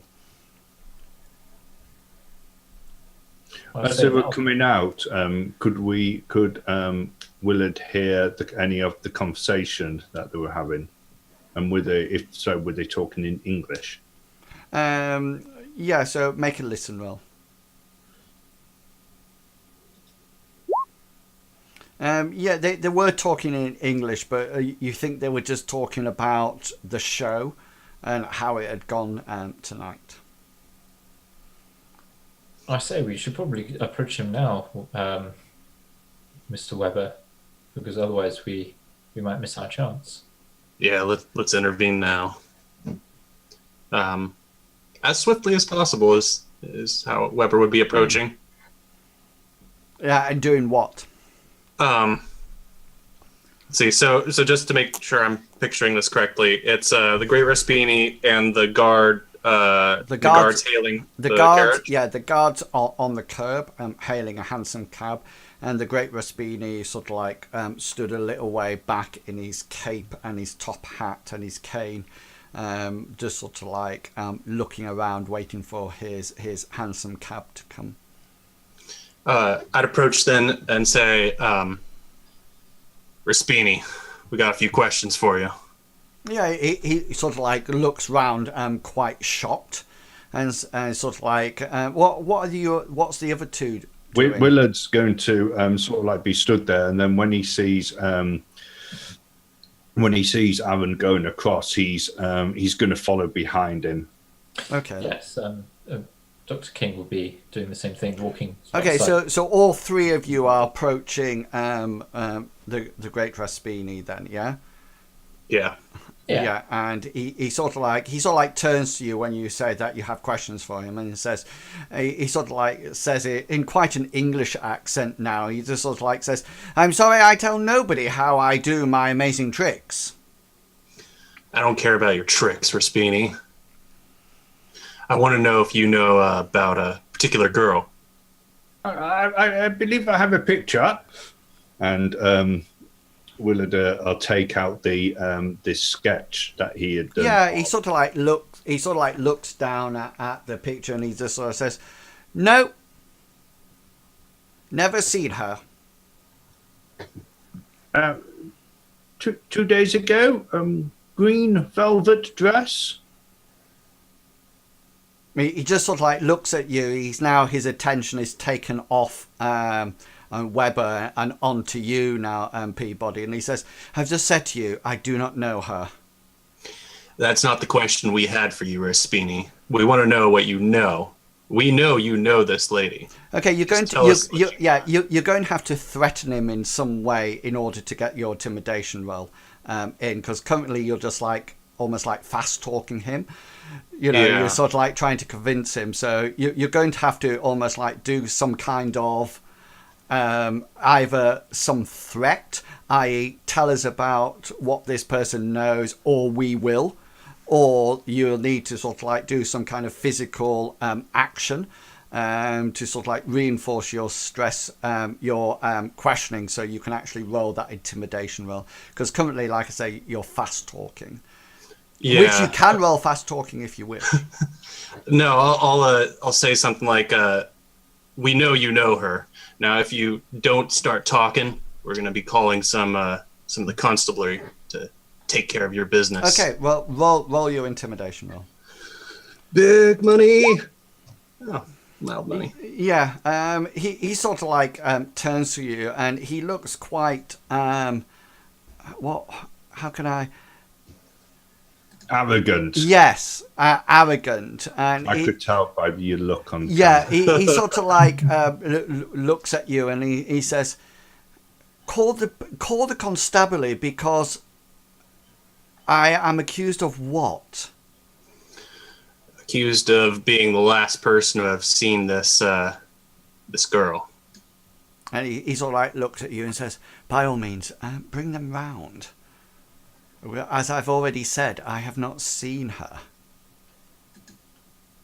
So you didn't possibly see a girl who had been to many of your shows these last few weeks? He sort of like lets out almost like a huge sigh, and he sort of like says, "Fine, gentlemen, have you not seen the size of the auditorium? I know it might seem unusual for somebody like you yourself, but it is not. It is totally understandable and not unreasonable that I may and probably do attract quite a few females to the show. They marvel at my mystical powers. As to this girl," and he points at the picture, "she may have been to my show, but I can safely say she's never been on my stage or even approach me in any matter of in any way at all. You say she's never been on your stage? Correct. Oh. Willard fold up the bit of paper of the picture and stick it back in his coat pocket. Yeah, and he turns around and he says, "So, gentlemen, we are calling the constabulary, are we?" Not quite yet. We just need to get all of our evidence sorted out of all the ticket stubs she has for your shows. You know, nothing too important. And I'm sure if we can't find enough to upset the constabulary, your ladies might be less interested knowing that you make them disappear permanently. He says, "That may well be the case, but please do it sooner rather than later, for I have only one more show to go." Only one more? Yes, that is slightly more than 0 and 1 less than 1. 2. One more show, like I said. Why are you canceling your show, Respini? I am not cancelling my show. The number of shows has finished at this theatre. I will be moving on to the next one. Do you know which theater you'll be moving on to? Oh, please, talk or look at my schedule. Do not bore me with such ridiculous questions. I'd just like to say it was an absolutely fantastic show, thoroughly enjoyable. Really enjoyed myself. I'm glad you found it so. There's a carriage approaching. Is there anything else? I don't think so. Weber, anything? No, we won't keep you. We won't keep you any further. Good. And the carriage pulls up, and he sort of like gets into it, and the guy also, his sort of like bodyguard, also gets into it, and the carriage trundles off. Is the theatre? Is it closed up completely? It certainly looks like it from this. That there's no lights on. Just to let you know, as psychology rolls during that would have been good, because you would have been able to decipher whether or not he was actually telling the truth. I'm convinced he's lying to me. Or lying, but a psychology roll would have. Oh, I don't have that. Made it. It would have been the like I said before. It's like the equivalent of insight. So yes, so the theatre looks like it's closed up. Well, horse piles. I do have an idea, Weber. It's not totally above board, but if there's somebody left in the theatre, we could use a bit of subterfuge to maybe get a quick look at his dressing room. Well, you to get a quick look at his dressing room. It's possible, but with the theater closed up, wouldn't we have to break in? Well, there may still be somebody there. There might be a back entrance. We don't know until we until we knock. May as well. I was thinking of something like you posing as my manservant, and me giving my my hat to Dr. King here, and he can wait round the corner, and then I could say that I'd left my hat inside and send you in to retrieve it from our seats. Oh yes, that could be. And when I keep him talking at the door, you could maybe get through to the back and have a look in the dressing room. I know, slightly below board, but all is fair. There is a young lady's life. It's a fantastic plan. Let's do this. Let's see if there's anybody still there. And I will take good care of your hat, good sir, as if it was my own. Well, no, it's Okay, so let me get this right. Dr. King's going to stand with a hat round the corner. Is that the plan? Yeah. And then, okay, and then Willard's going to knock on the main door with Weber with him. What's Weber dressed like? Is he? Well, he'll be in his theatre outfit. Right. Okay, so he's not going to look like a servant, is he? Yeah, well, he wouldn't look like a butler, No. you know. Right. Okay, I'll refer to you as my colleague. I would presume that Aaron Weber's clothes, even at best, or his good clothes, are probably kind of rumpled and Okay, that's fine. and not the cleanest, not filthy. Okay, Yeah. so Dr. King is waiting out of sight with the hat. Then you're going to go to the front door. Mm-hmm. Knock on it, see whether or not there's anybody answering it. If there's nobody answering at the front door, then we'll probably go around the back and Yeah, try. okay, then I get that part. And then what's going to happen? You're going to say that you've lost your hat, And I've left my hat inside, and Weber's going to go in. I'm going to ask whether or not my butler can go in and retrieve it from me, and if needs be, there will be maybe a shilling changing hands. Is a shilling is how much is a shilling worth? I think it was a lot. I'm Yeah. not going to. A farthing then.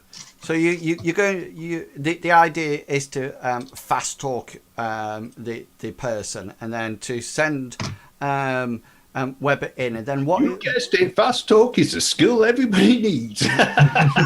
Well, it depends how you're going to get in. If you tell me which other skill you're going to use. I was looking more of social class and the fact that there might just be a lonely employee, and me leaving. So which skill did you want to roll, or no skill at all? No, I will fast talk. Yeah, if there's another skill that you want to use, then that's absolutely fine. But you're trying to deceive him, aren't you? Yeah. Yeah, so that'll be a fast talk roll. And then once Weber goes in, what's your plan, Weber?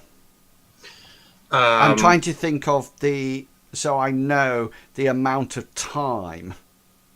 I'd be going right for that back door, unless the guy's kind of watching. If I'm hoping that that Peabody has him successfully kind of fully distracted, so I could go towards the back room where they had been guarded, so that I can go backstage. So you're going through the door, yeah? Yeah, because you said the auditorium, they locked that shut. Yeah.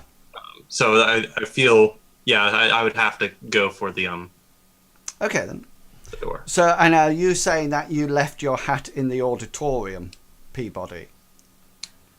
Or just Which is within? why I need help being oh wait, he would probably go open the doors then. He probably would. Okay, then that's the direction I'll go. And once I'm in there, I'll try and go onto the stage and see if there's a door leading to backstage from there. Okay, so Dr. King goes off with their top hat and sort of like waits around the corner at the end of the street. And Peabody and Weber, you go up to the front door and sort of like, I presume you're going to knock on it or Yes, I'll whack on it with my walking cane. Yeah, and after some time, a guy appears who seems to have almost like a brown overcoat on. He seems to be maybe somebody who almost like the caretaker of the theatre, and he sort of like unlocks the door. He looks in his late 60s. And he looks very sort of like old and fragile. And he sort of like says, "Yes, can I help you?" No, yeah. So forgive me, chap. I was in the theatre earlier with my colleague, and I seem to have left my hat in the auditorium. I wonder whether or not I could ask my whether or not it would be okay if my butler here went and retrieved it for me. Yeah, It's he very- turns around to you and says, "Yes, that's absolutely fine." And he says, "Please come with me, and I'll open up the auditorium." And he sort of like goes to the auditorium. Girl, you can both follow him in if you wish. And he sort of like, as you're sort of like walking there, he inquires which seats you were in, and because that would make it easier to locate. And you obviously tell him something, and he unlocks the door to the auditorium and opens it for you. And he opens just sort of like one side of it, and the auditorium's quite dark inside because of course none of the lights are on, but he actually lights one gas light for you. So it sheds a bit of light onto the auditorium, and basically he says, "Yes," he says, "Be my guest, go and go and see if you can find it."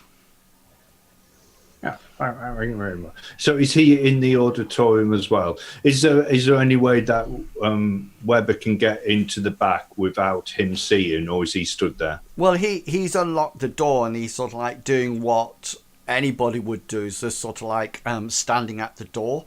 All right, so waiting for you to find your hat. Okay, so Willard's going to go.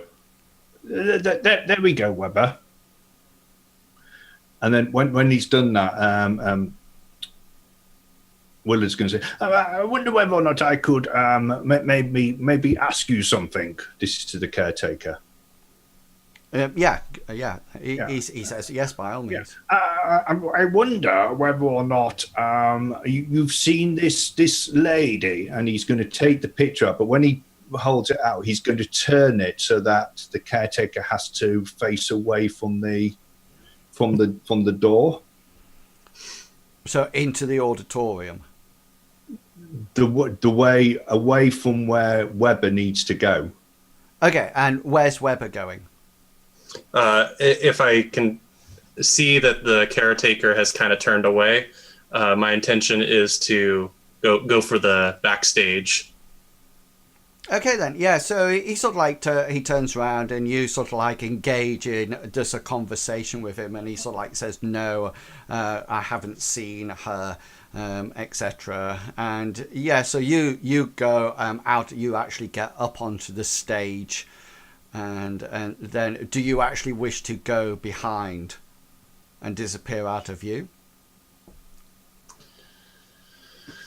Yes. Willard's going to do his best to keep him talking. He's going to describe when she was last seen, and yeah. So okay then. So you're just sort of like you're engaging in conversation with this guy in general conversation. Yeah. So yeah. Weber. Yeah. You sort of like go upstage. And yes, you can go past the wings and sort of like go to the backstage area. Yeah. And at that point, since I probably can't hear the caretaker and Willard's conversation anymore, I'm gonna just go as quickly as I can, as swiftly, trying to use my keen eyes to find a door to the backstage area. You can see where there appears to be some kind of trapdoor in the stage that you probably saw used. But round the back there is a set of stairs that appears to go underneath this stage. And going down the stage, you see that it appears to be like a corridor that obviously runs the length of the stage. So you've come down the back of it, and it runs right the way along. And you can see it's quite dark down here because there's no lights on. But you can see a fake glow in the ceiling at the end that you think is probably where the trapdoor to the theatre is. And there's 3 doors off this corridor, two on your left and 1 on your right. I'm gonna go for the door on my right, if I can. Yeah, so there's a door close to your left and then a door close to your. Hang on, I'll pop you onto the map, and then you'll be able to see what's happening. Hang on. And keeping a hand on the wall if I can as well. Just because it's dark and I don't want to trip. Yeah, so you're sort of like floundering your way down here. Let me just reveal some of it for you. Probably should have brought a lantern.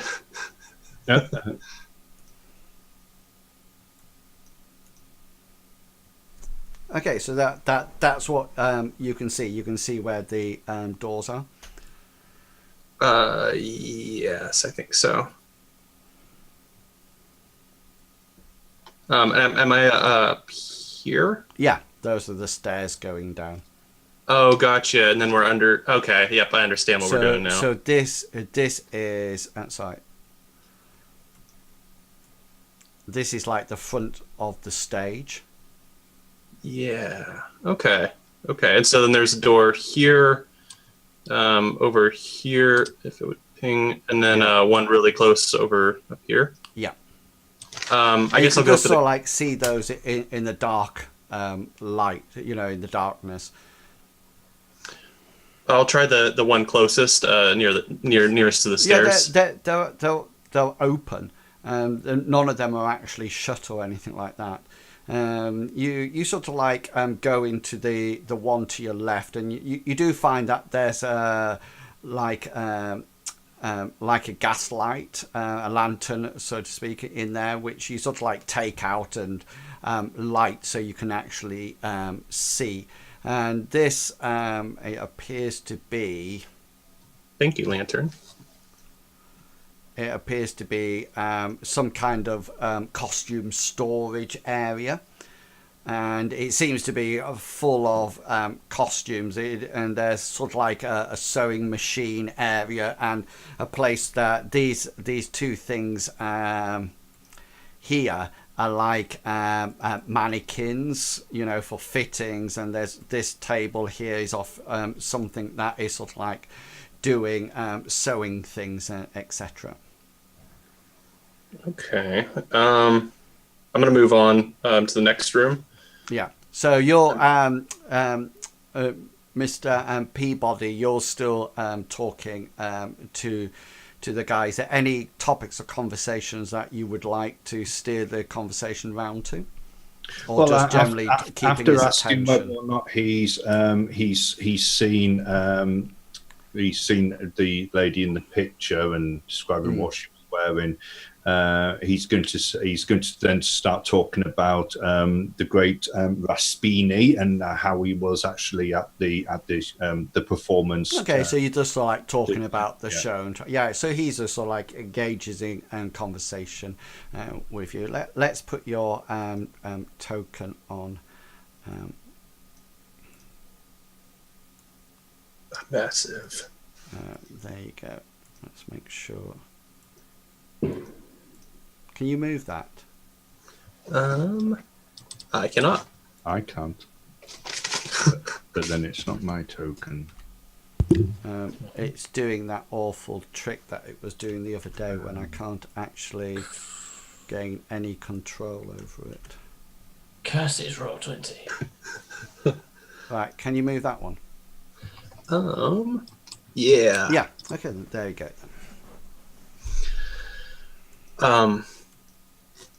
We're back to the Adventures of Weber. Moving on to the next door.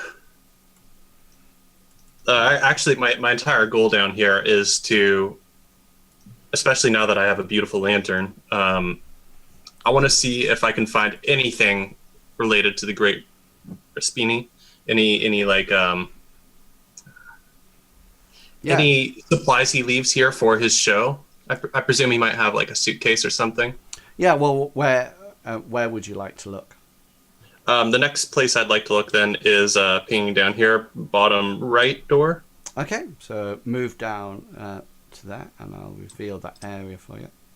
Peeking in the door with my lantern.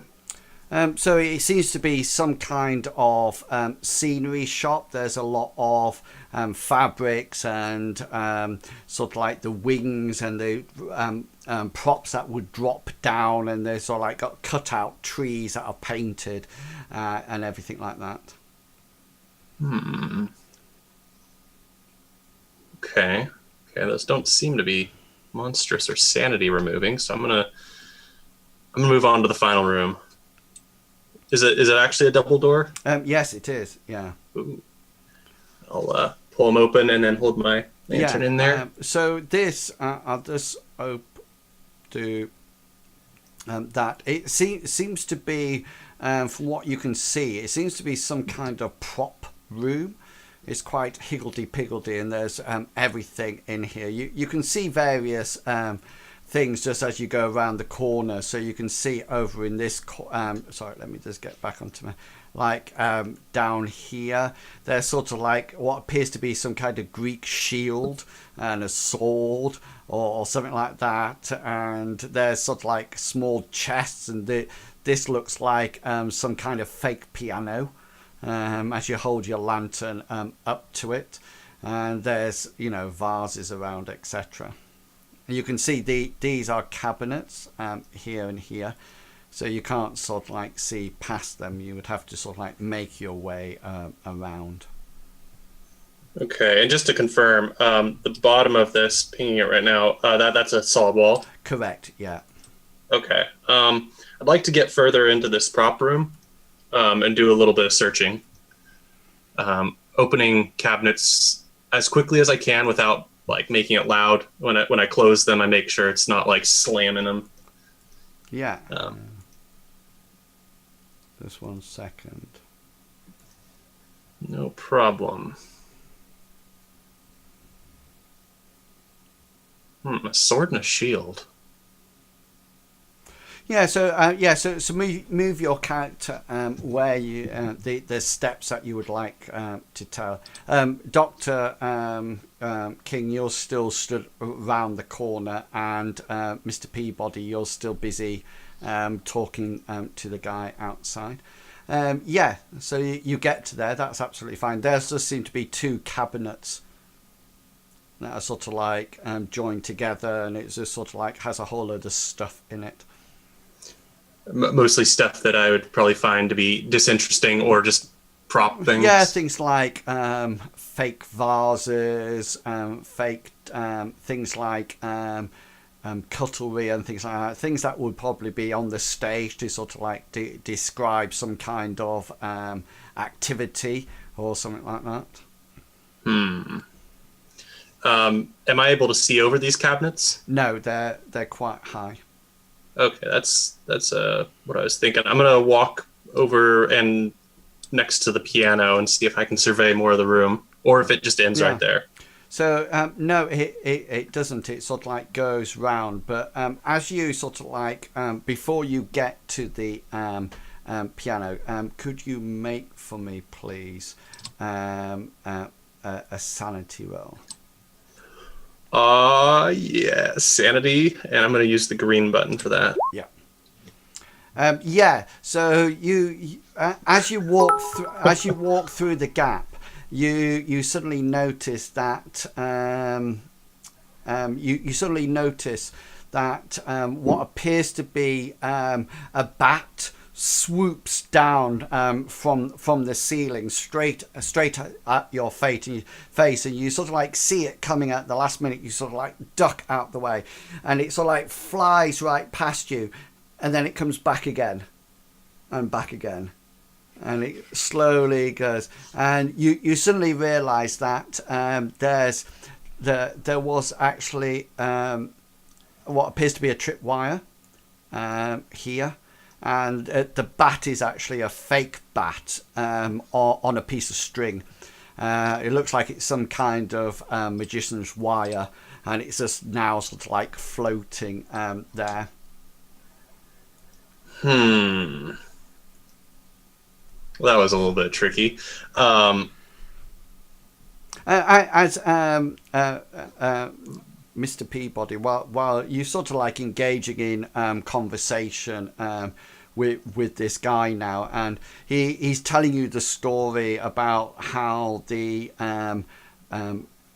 theatre is actually haunted, and how there's been ghostly carry on down underneath the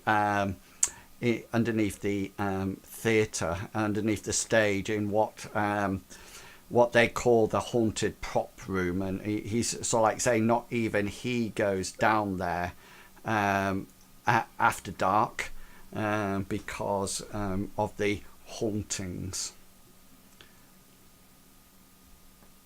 I say, Mr. Peabody, you seem to be rather quiet. Sorry, I had my mic off. Willard's going to press him for more information, whether or not he's got any stories or anything. Yeah, he starts to tell you stories about things that he's heard and seen, and the spookiness of it, and how, you know, a lot of people say that the whole theatre is haunted. Yes, Mr. Webber, where would you like to go next? Because I don't hear spooky stories, I'm going to circle my way around, moving my token just a little bit so you can see the path. You can stop me wherever. I was just making my way around. When you get to here, you'll be able to see how the room sort of like stretches out. Okay, I'll make my way over there. Yeah, because I'm not daunted by a fake bat. Okay. Yeah. So as you get to here, could you make another sanity roll for me, please? Yeah. Pow. Yeah, and just as you get there, from this cupboard here, almost like launches at you this skeletal figure that sort of like hits you and so sort of like wraps its arms around you, but you sort of like quickly sort of like shake it off and sort of like put it to the floor, and you notice that it's just like another prop. It's like a fake skeleton, and you can see it, and you can now see on the floor the tripwire that you actually broke to actually activate it. Oh, somebody's gonna know I was here. I'll continue onward. Having brawled off that skeleton, I want to see what's at the end of this room. Somebody's trapping at this intensely. Yeah, cool. So just move yourself to the end bit, and I'll show you what you can see next. Round in the little desk with the skull on it. Yeah. Okay. So again, it's full of props, etc. And you can see that there's various items. You can now see what appears to be things like ceramic vases, oil lamps, stool. There's a fake harp in the corner, and you can see a little fake bicycle here. You can probably see that just there, and over here these appear to be like fake boulders, you know, that are sort of like probably made out of paper mache or something like that. But yeah, and that's all. Whoever organized this room is a madman. So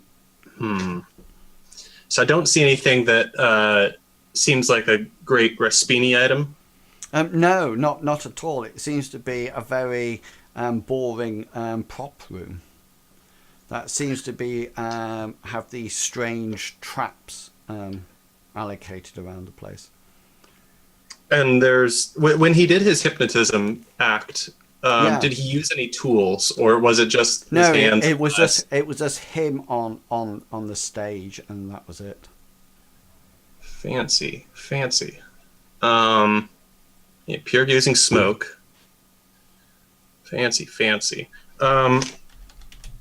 Well, sensing that there's not much in here, and I don't know if there will be anything in the scenery shop. I want to go make my way back to... The room does continue on. You're not actually at the end of the room. Yeah, so you can actually come up to here. These are cabinets, that are in the way, but you can see there's actually a pathway down here that you can circumvent them and carry on. That's a good idea. I'm going to continue going on then, thinking to myself that this would be awful if I was having to run away from a monster or a demon. Okay, so or murder. You can get right the way up to here, and then I can reveal a bit more of it. While I'm walking past this cabinet, I want to look down periodically. I want to keep my eyes on any more of these tripwires because I've been fooled twice. Roll your spot hidden. Oh yeah, spot hidden. Throwing it right here. Yeah, you don't see any tripwires in that area, but when you get to, I'm just going to move you slightly. When you get to here, about to go around the corner, could you make a listen roll for me, please? I would love to. I'm a good listener. Yeah, you think you hear a faint scream. It was almost like muffled. It wasn't a loud scream. It's either because somebody had their hand over the person who was screaming, or it wasn't in this room. It was somewhere else. If that makes sense to you. It does, and that alarms me. It definitely came from further round the room. It didn't emanate from back from where you have come from. Okay. And with one hand on my lantern, I'll slip my other hand in my pocket and put on my brass knuckles in case something's about to jump out. These fake skeletons need a nose broke. And then I'll continue on into that room,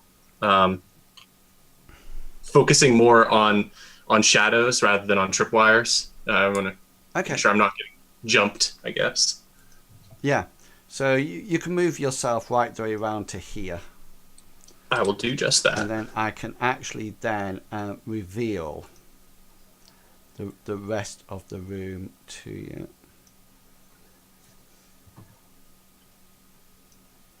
Yeah, can you just make a sanity roll for me, please? I would love to. What? It's always the one you fail.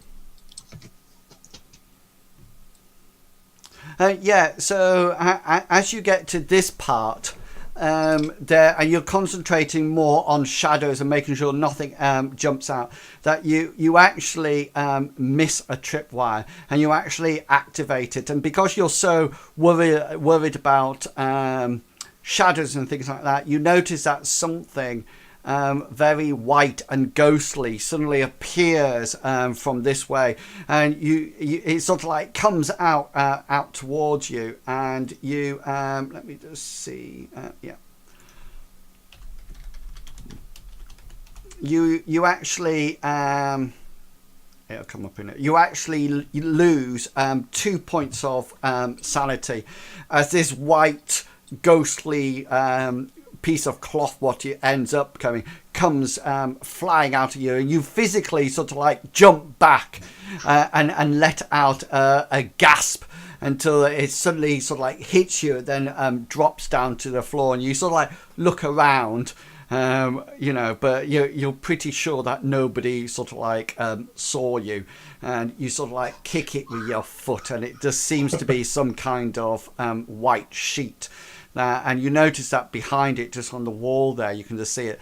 There seems to be a fan or some kind of, prop that is blasting out a short blast of air that made it fly out to you. Anyway, you recover yourself and you move round to here. And the first, can you make a spot hidden roll for me, please? Absolutely. Spot that hidden. Yeah, quite. And you sort of like walk around this part. Make. Do you want to change that with luck? I'm not sure if I can. Oh wait, I'm gonna try the luck method this time. I have 40 points of luck, and I got 85. Would that mean that I need 17 points of luck spent? Yeah, is it 75 would be 10. Yeah. You would need 17 points of luck will give you a success. All right, so that would leave me with 23 luck if I do that. Cool. I will do it. Okay, so there's you notice, I'm just going to back you up a bit, just here, attached to the side of this prop, there is a small bit of green velvet dress that has been tagged and almost like ripped off a big chunky bit. And it's just like a slither, as if it's caught on it and then pulled it off the main dress. I would like to attempt to retrieve this as evidence. Yeah, it quite easily comes off.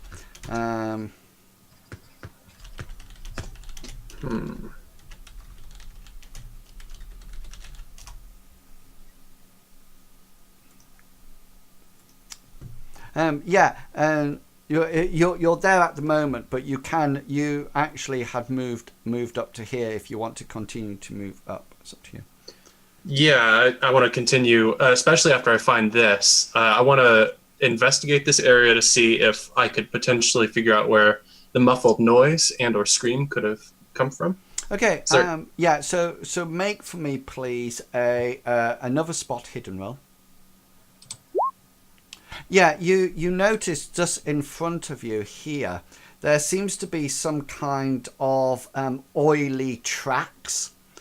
You're not too sure what it is, but it's definitely it's quite how can I describe it? It looks as if it looks like a massive footprint. It looks like somebody here. It looks like there are probably two people here. Somebody who's really big and somebody who's really small, or man size. And you also notice that this thing here, okay, that is an Egyptian sarcophagus. That, like one of these full-bodied sarcophaguses that are sort of like stood upright, and that's in the corner there. Okay, can I I'm gonna ping it. Is this something I could set my lantern on and still have the room be kind of lit around me? Yeah, sorry, I was just looking. So where would you like to ping?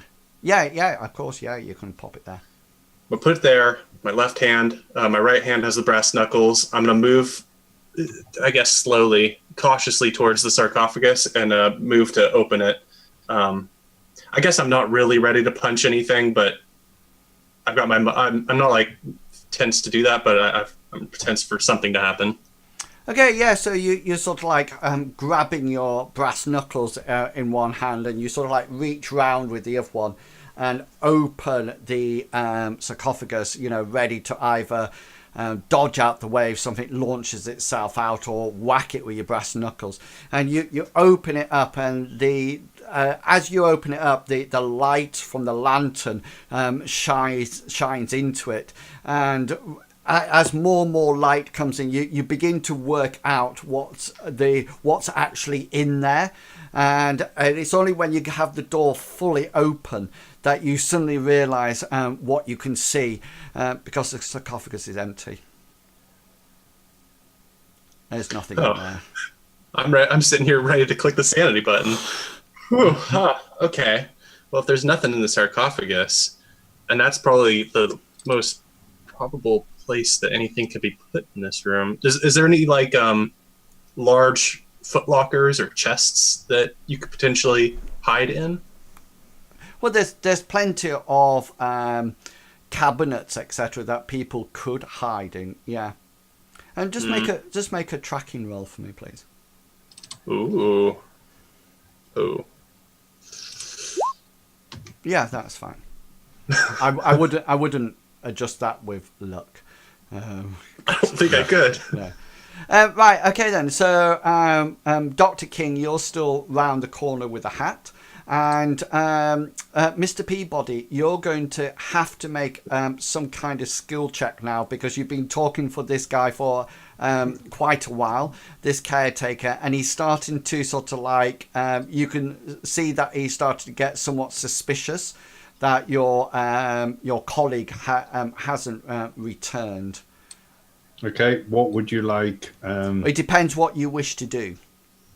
Well, I mean, I've been sort of like engaging in casual conversation. Yeah. When Weber hasn't returned, he's going to turn around and say, "Oh,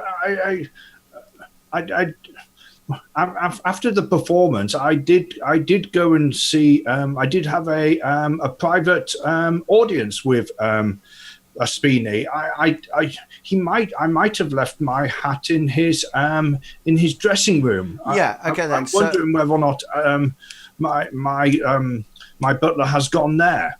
Yeah, and he does look rather suspicious at that point. So roll your fast talk. Yeah, I get 96 on my roll, so I failed, and so did you. And he sort of like says to you, he says, "Wait, where did that happen? Because the great Raspini doesn't." He doesn't have any accommodation here. No. He was more showing me what happened with the trapdoor on the stage. Oh, okay then. And so just roll your fast talk again. Yeah, you're never going to succeed with fast talk. Who took the social skills? No one. I took one. I took one. Charm is the social skill. Yeah, so that's more seductive. Do you want to seduce him? No. Do it. I'm not saying that I couldn't if I wanted to. Okay then. He's fragile. So, did you take persuade? No, because that's not the type of character I am. Cool. So yeah, so you sort of like let's see what he rolls on his 65. He fails as well. So yeah, he sort of like says to you, well, wait, let's go below the stage and see whether or not where your friend's gone, because he suddenly realised that Weber's not here anymore, and he sort of like hurries off with you in tow, I presume. Yeah. So you Willard to go, excellent idea. You know, so you sort of like go down and you notice that he picks up a lantern on his way and sort of lights it from the gas lamp that he lit in the auditorium, because of course he knows that it will be dark down there. And then he sort of like continues on down. As we come down the stairs, Willard's going to say in a loud voice, "Weber, have you found it yet?" Are there any... Oh, that'd be in a costume room. Dang it, I should have grabbed a hat when I was in there. Anything that looks like a hat in here? Roll a spot hidden. If I fail that, I'm going to go for that white piece of fabric that scared me.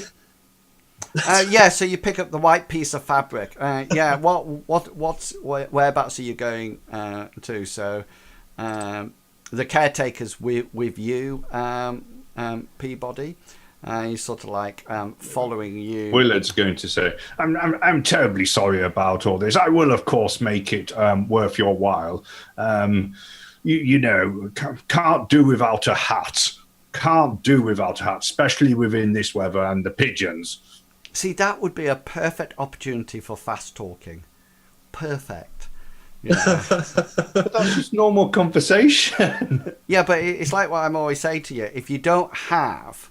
If you just say, oh, that's like normal conversation, then there becomes no point in having fast talking. But to me, what you're trying to do is that you're trying to convince him and trying to change his view about it, so he becomes almost like more friendlier.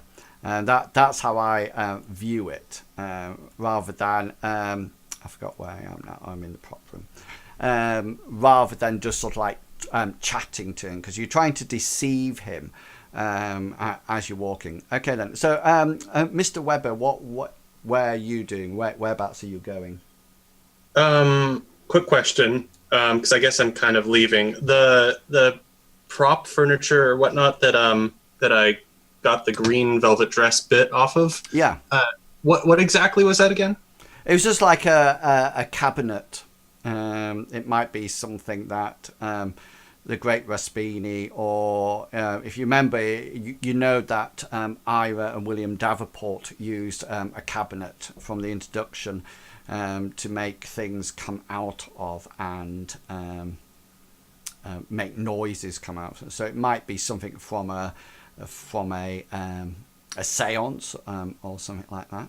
Pausing at the bottom of the stairs, and Peabody's going to say, let me get you a coin for your trouble now, before I forget. And he's going to reach in and take out. The caretaker is now sort of like trying to find your friend, because he suddenly realizes now that if he's down here, he shouldn't really be down here, because, and that's almost like more than his job's worth.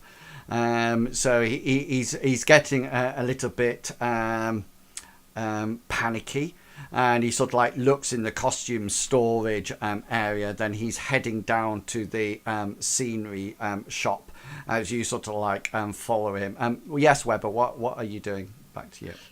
I'm going to drop that cloth because it's a silly idea picking that up. I just want to open that cabinet that I found the green velvet dress bit on. And look inside that, and then once I've looked inside that, if there's nothing there, I'll make my way back. Yeah. Okay then. Just roll a luck roll for me, please. Oh, it's a shame I just spent my life. Can you use your luck for a look? No, you can't.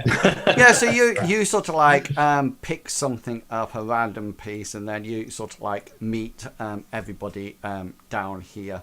And the caretaker like sort of like says, "Oh yeah, I did you find the hat?" No, where is it? I'm afraid not. It's stolen. It appears so, or misplaced. Perhaps we'll have to find Mr. Raspini. Caretaker, you wouldn't know where Mr. Raspini stays, would you? He sort of like tells you that he lives in his almost like his rented apartment off Kensington, a rather posh affair that he sort of like works there. He lives there. Then he comes to the Egyptian Hall Theatre every night to perform his show. I'm terribly sorry. The caretaker does add to that, and he sort of like says, yeah, and of course he'll only be coming back once, because tomorrow is his final show, and then that's it. He'll be moving on to his next venue. Guess we have one show to find the hat then. I'm terribly sorry for using your time here, Mr. Caretaker. Yes, terribly sorry. Here's a farthing for your trouble. Right. So are you both leaving now? Yes. I'm also going to say, okay. I take it you won't be here all night, and you might be able to indulge in a beverage. No, I mean he knows his social standing, and he's not with me, but I meant when his job, he's like the night guard, so he sort of like stays in the theatre throughout the evenings until the morning people come. So he's not really a guard, he's more of a caretaker, and he just sort of like looks after it, and drinks a cup of tea somewhere or something like that, or some hot water somewhere. So he's a typical old-fashioned caretaker that just sort of like stays in the theatre throughout the night. Yeah, I didn't know whether or not he was cleaning up or something after it. No, the theatre is. He tells you that the theatre will be clean tomorrow morning when the maids come, and they'll come in and clear it up, ready for the evening show. Because of course, right the way through tomorrow, there'll be nothing happening in the theatre until the evening production. So there's plenty of time to clean it tomorrow. His job is just like the caretaker overnight, just in case anything happens, and to ensure that there's no fire that breaks out or anything like that. So when we get out, Peabody's going to turn to Webber and he's going to go, terribly sorry, I did try to keep him talking as long as possible. Not my forte, though, I'm afraid. Not my forte. You did excellently, Peabody. Let's go gather King, and I can share what I found. Yeah, so you find that Doctor stood on the street corner holding the hat, and sort of like meet up with him. It's probably about time for you to head back off to your own apartments or houses for the night, because it is getting quite late now, and you figure the best thing to do is to go home and then meet probably back up at the Carlton Club tomorrow morning, say about 10:30, and then decide what would be the next course of action, to see whether or not what you decide to do next. Does that seem like a reasonable? It does indeed. Mm-hmm. That does seem reasonable, and it allows me to see a couple of my patients as well first thing in the morning. So yeah, okay then. So we'll say that happens, and you go off to your appropriate abodes, and then we will pick up this adventure next Thursday at the appropriate the appropriate time, which would be 7:00, and we'll start that adventure off at the Carlton and see what you decide to do. You will obviously realise that you have one more day before the Great Raspini leaves and goes somewhere else, and we'll see what you find out and what happens. So yeah, brilliant. So I'll just move you back to the main thing. So so you head off, and then that's it, and we'll leave it there. You can go to the join the Carlton Club tomorrow. So just to think, what anybody have any comments about tonight's adventure, where you think it's going, or any puzzles just before we go?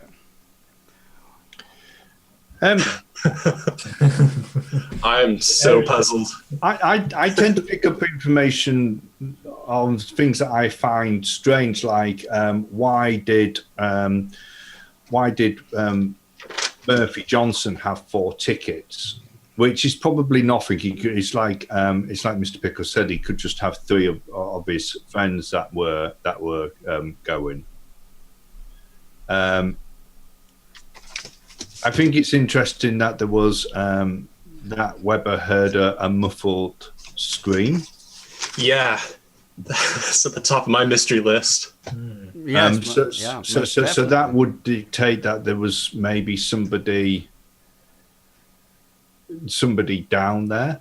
Oh, well, and there's also another clue. The bit of the fabric of the dress, well, and the footprints. Yeah, but, oily footprints.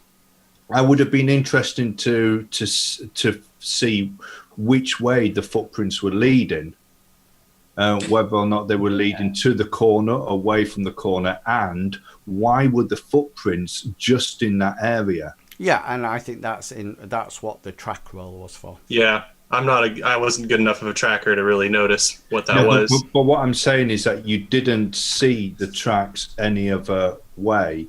So my thought would be that there was some type of hidden door, and that maybe she had been placed there, and somebody's come from maybe something like the back of the sarcophagus, grabbed her, because that's where they were supposed to be, and the 2 footprints were of her and him, Could or whatever took her.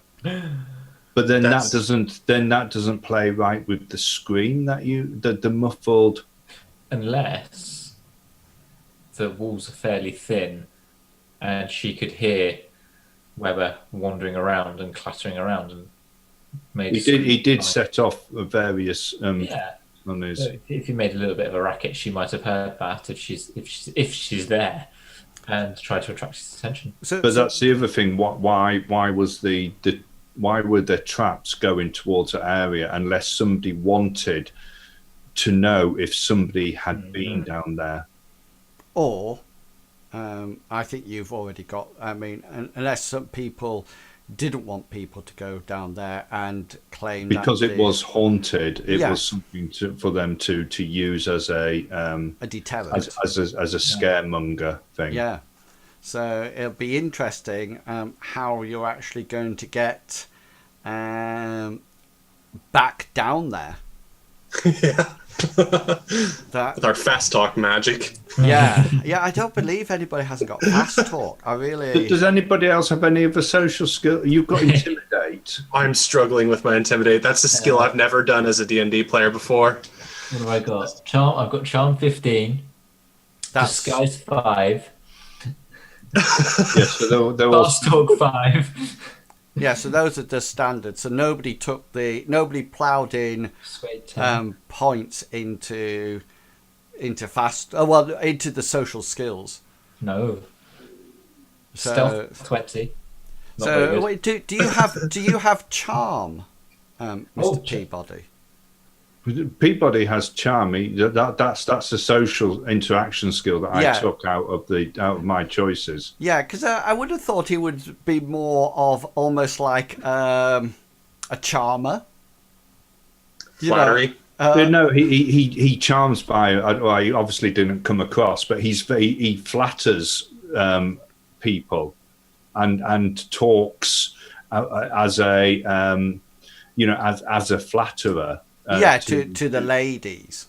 Well, no, he does it to everybody. He does it for two reasons. He does it to raise his social status with people like the judge. You know, so even when he was talking about having his photograph done, he was saying how he would be very good at having his pitch taken because of his defined features, and it would be very good sitting for him. Right, I always think of charm like I'll need to read it up again, but I always view it as more of almost like a ladies' man. A charm like that, rather than you're reading it as in it allows you to in compliment. You're saying that you give other people compliments, and so they get to like you. Well, or to be more open with the information that they might give. It puts them at ease. But I mean, don't get me wrong. I mean, he hasn't come across a woman yet, but when he does, then the charm can go the opposite way. Yeah. So it's going to be interesting with the fast talk, because I often think fast talk is one of the skills to sort of get information out of people. So, but I will check it up and look at it. So you've got some interesting leads. You know that you've only got one night to solve this, because then the great Raspini moves on. You know that the rose must have been down here or somewhere near that cabinet, because there's some of her green velvet dress there. You know that there's some tracks, and what they're about you're not too sure. And you also know that the prop room was rigged, connected to the haunted story idea. And you also heard a muffled scream that came from near the back of the room. And that will lead us on to next week. So does anybody have any announcements? I'm very hot in this moustache. Yeah. So I will be back on Saturday afternoon at 3 o'clock to play some Elder Scrolls Online, and then I think we'll be playing Mithras on the evening at 7 o'clock. So that's a role-playing game, a fantasy setting, a bit like Dungeons and Dragons. So if you've enjoyed tonight, then by all means press that follow button and make sure that you come back and join us next Thursday for the next adventure in the world of Call of Cthulhu, and we'll see whether or not the wonderful trio actually managed to solve the case of missing Rose Johnson. Until then, I'd just like to say to each and every one of you, please be who you are and say what you feel, because the people who mind don't matter and the people who matter don't mind. Have fun, and I will catch you all later. And until then, consider yourself well and truly waffled. Have fun, guys. Bye.